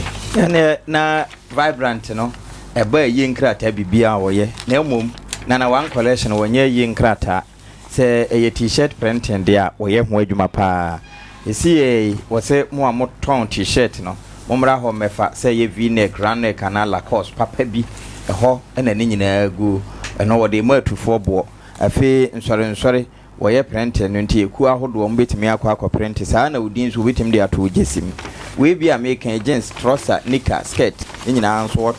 woton paboa na ye cheka ho enti for ni Nkoranza runabout no so no wo se atare ye hye wo no obi nso obi enti de wo de ko office no obi de ti na tie eno nti no wo se wo customize amount de why systematic press de papa toast no ne abawa sara modie no wonye wonso de saa o bag ukuruwa o tafra boto ene bibia wotime de wonfoni eto ho 0538889209 okay enti perfect kitchen and pap perfect ese brane bedidi ene o pebe bi edidi a obebresa aduane kra no o kwa taste bi anim but perfect abomodia ebebi ewo Stevo baby oton ne nema no ewo baby a VR for akosisi no why junction no so hwa ohye ho ndize ope jollof rice ope indomie ope fufu say plain rice fried rice afei banku ene nuane ahodo nyina no wo bi ho wo delivery nti bi a wo pese yɛm famre wo hɔ no so wo de beba na wo nkwan de sofoma na pai mo aduane de mo yɛ adwuma every Monday kopem Sunday na kyese de biada mo yɛ adwuma anopa na wotwe na ahyase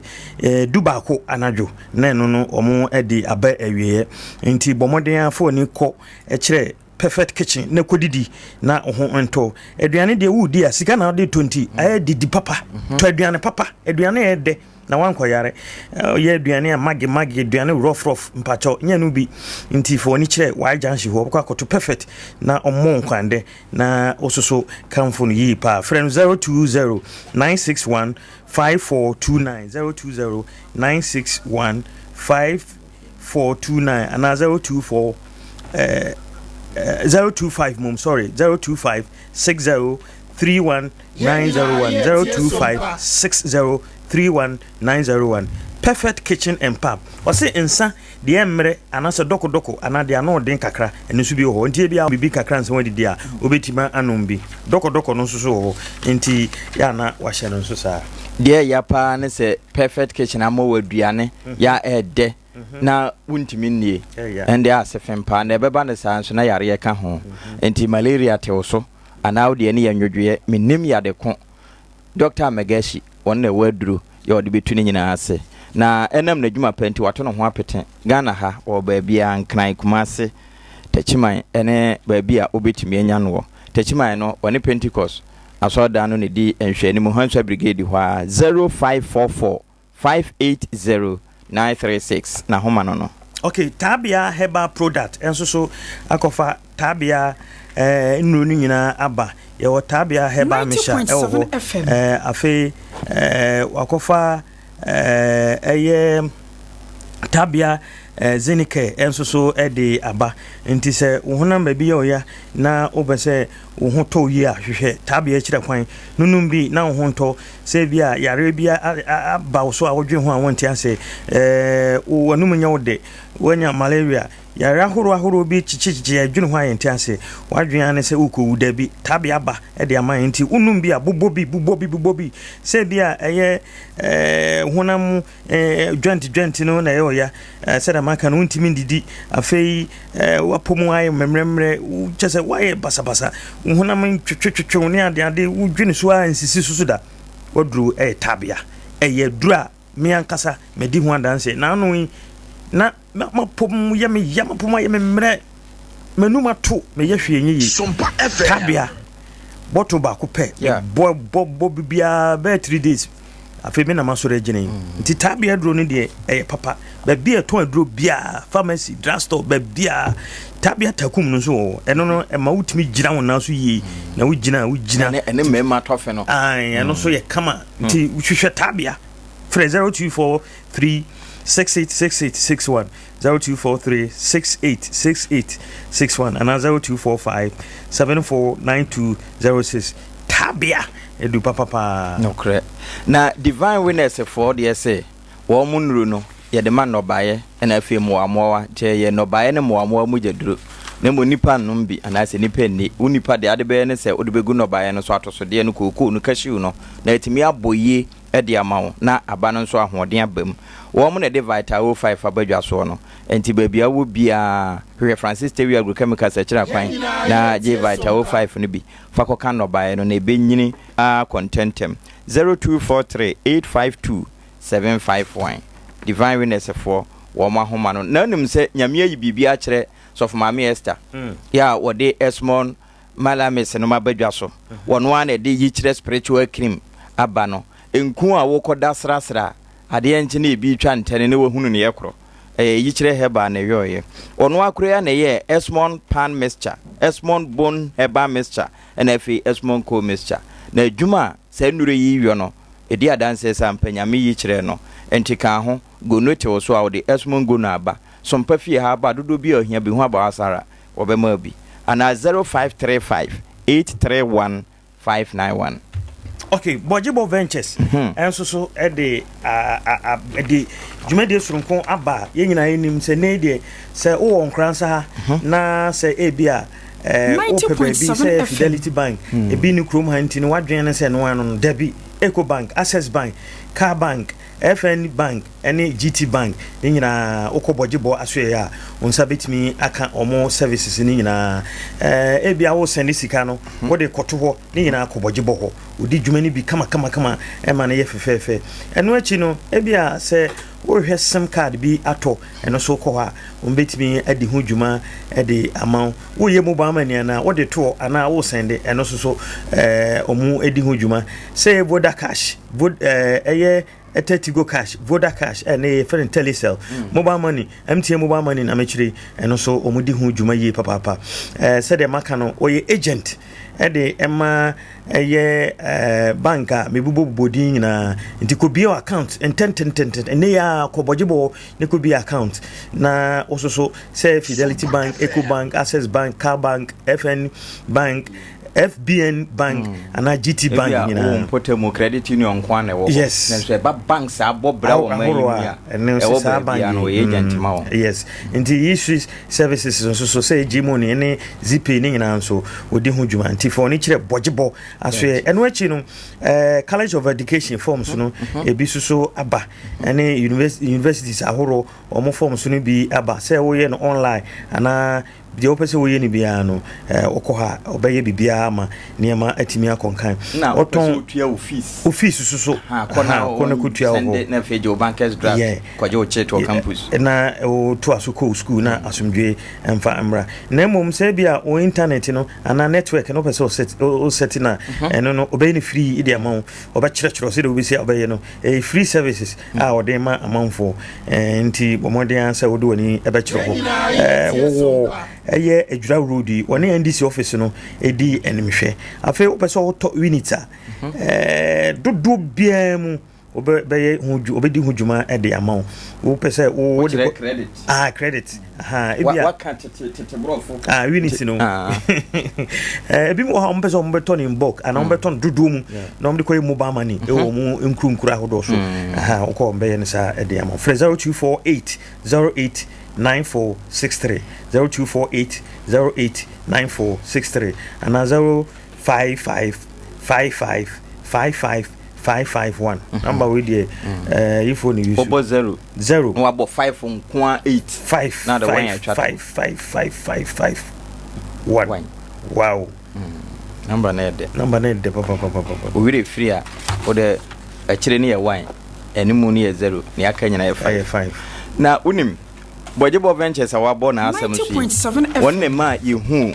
3 cool capsules as from fast pa esan say ba hyase no na ebi wone pono so an woton na enne mi hu sa ampasan aduro na ekoko master 3 herbal center for na ye ntimaduro koko aduro pa no sisi yade aduro tatahwe ene 3 cool capsules memene bi na ani gisam ne say enye koko duro de onum wi an waka dem no wo betimi anom de akoba bia banwunu adwo a wabedu fie no no wakoyi nonso ne ye hyehye wo ho a yare de ato agu adupai ebi wo ba bia ene Nkoranza ba bia tonro bia ebi wo ho okọ na abo 3 cold capsules ne yesi ebi ni ho ani we sa fa homa we ma 0546 107 107 okay St. Mark Natural Health Clinic no correct St. Mark's force say honam ben o stroke yare stroke tete amanfo pa o stroke o fibroid hepatitis B o eni yare afi gono o low sperm counts o ulcer white koko usisi na ye ya afi se eye akoma o mrebo yare o kidney hawom ma no amapa wo mema ne man nyina wo ayedin de amamo mfo mani chese mark na omoamo se wo diabetes afi oyo ba obu nsa niema enkoye emfa emma nyina ne se wodo ani be chese mark natural health clinic no matimi ade aboamo okwa be ye test ne ahweyare hawo na ama no duru se ye blood pressure BPB typhoid fever madinka aka chiro ne nyina no ebi okọ mbetima hwe no ma se ombetwa scan na omo hu se ne yare no esi aye woduro emfo ni nkocheche baabi abasa ko St. Mark ho no mo amanema entimi enkonkan omo eye adwuma efi anopa no so kopim enwumre nunum omo eye new market wo omne public toilet no ND enimhwe ewo eye Nkoranza kudum he ya Master Desmond Abrosa no ana Abrosa na emu wa enim ho no wudi wani chire ho pe a wo she offer 0592928786 0592928786 ana 0241 023418 023418 na ene say Mark Natural Health Clinic eni enkomo se wote ho na otiri fan payo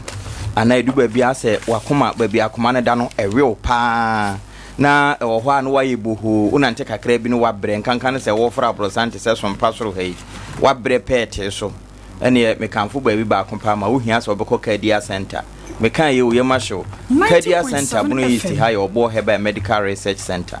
eho na kidney yare wanya bi na doctor aka kire wo a enkoda dialysis so ko obo ho na ko numaduro ko je prekese powder o dembites ne capsules and that's one ahotoso capsules na enomwa na ohonto sense wobekọ akosesa omoja nyina nso kyena na wo sanso akobio wonwo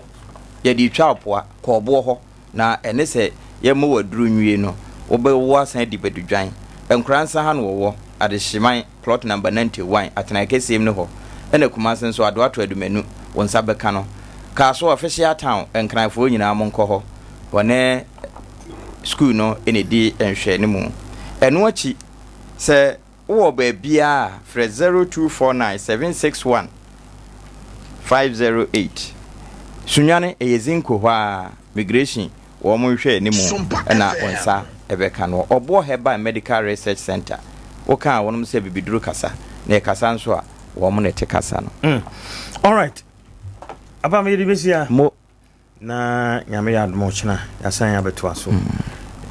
one kasa number no mo mfanto ho yeah unya tese yesi e bie phone lines na ye wo bre yeah na wabo awurem na fe ne ye susu ho eso aho no wonso wadwempo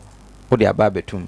eno ene boama etimisipo na esiye ye da tiefo nyina ase all right tinti number no said apam aka no chroto 0598 0598 994 0598 994 Sompa studio line MTN eno no Vodafone no ana Telecel 050 20 57003 050 57003 we so ye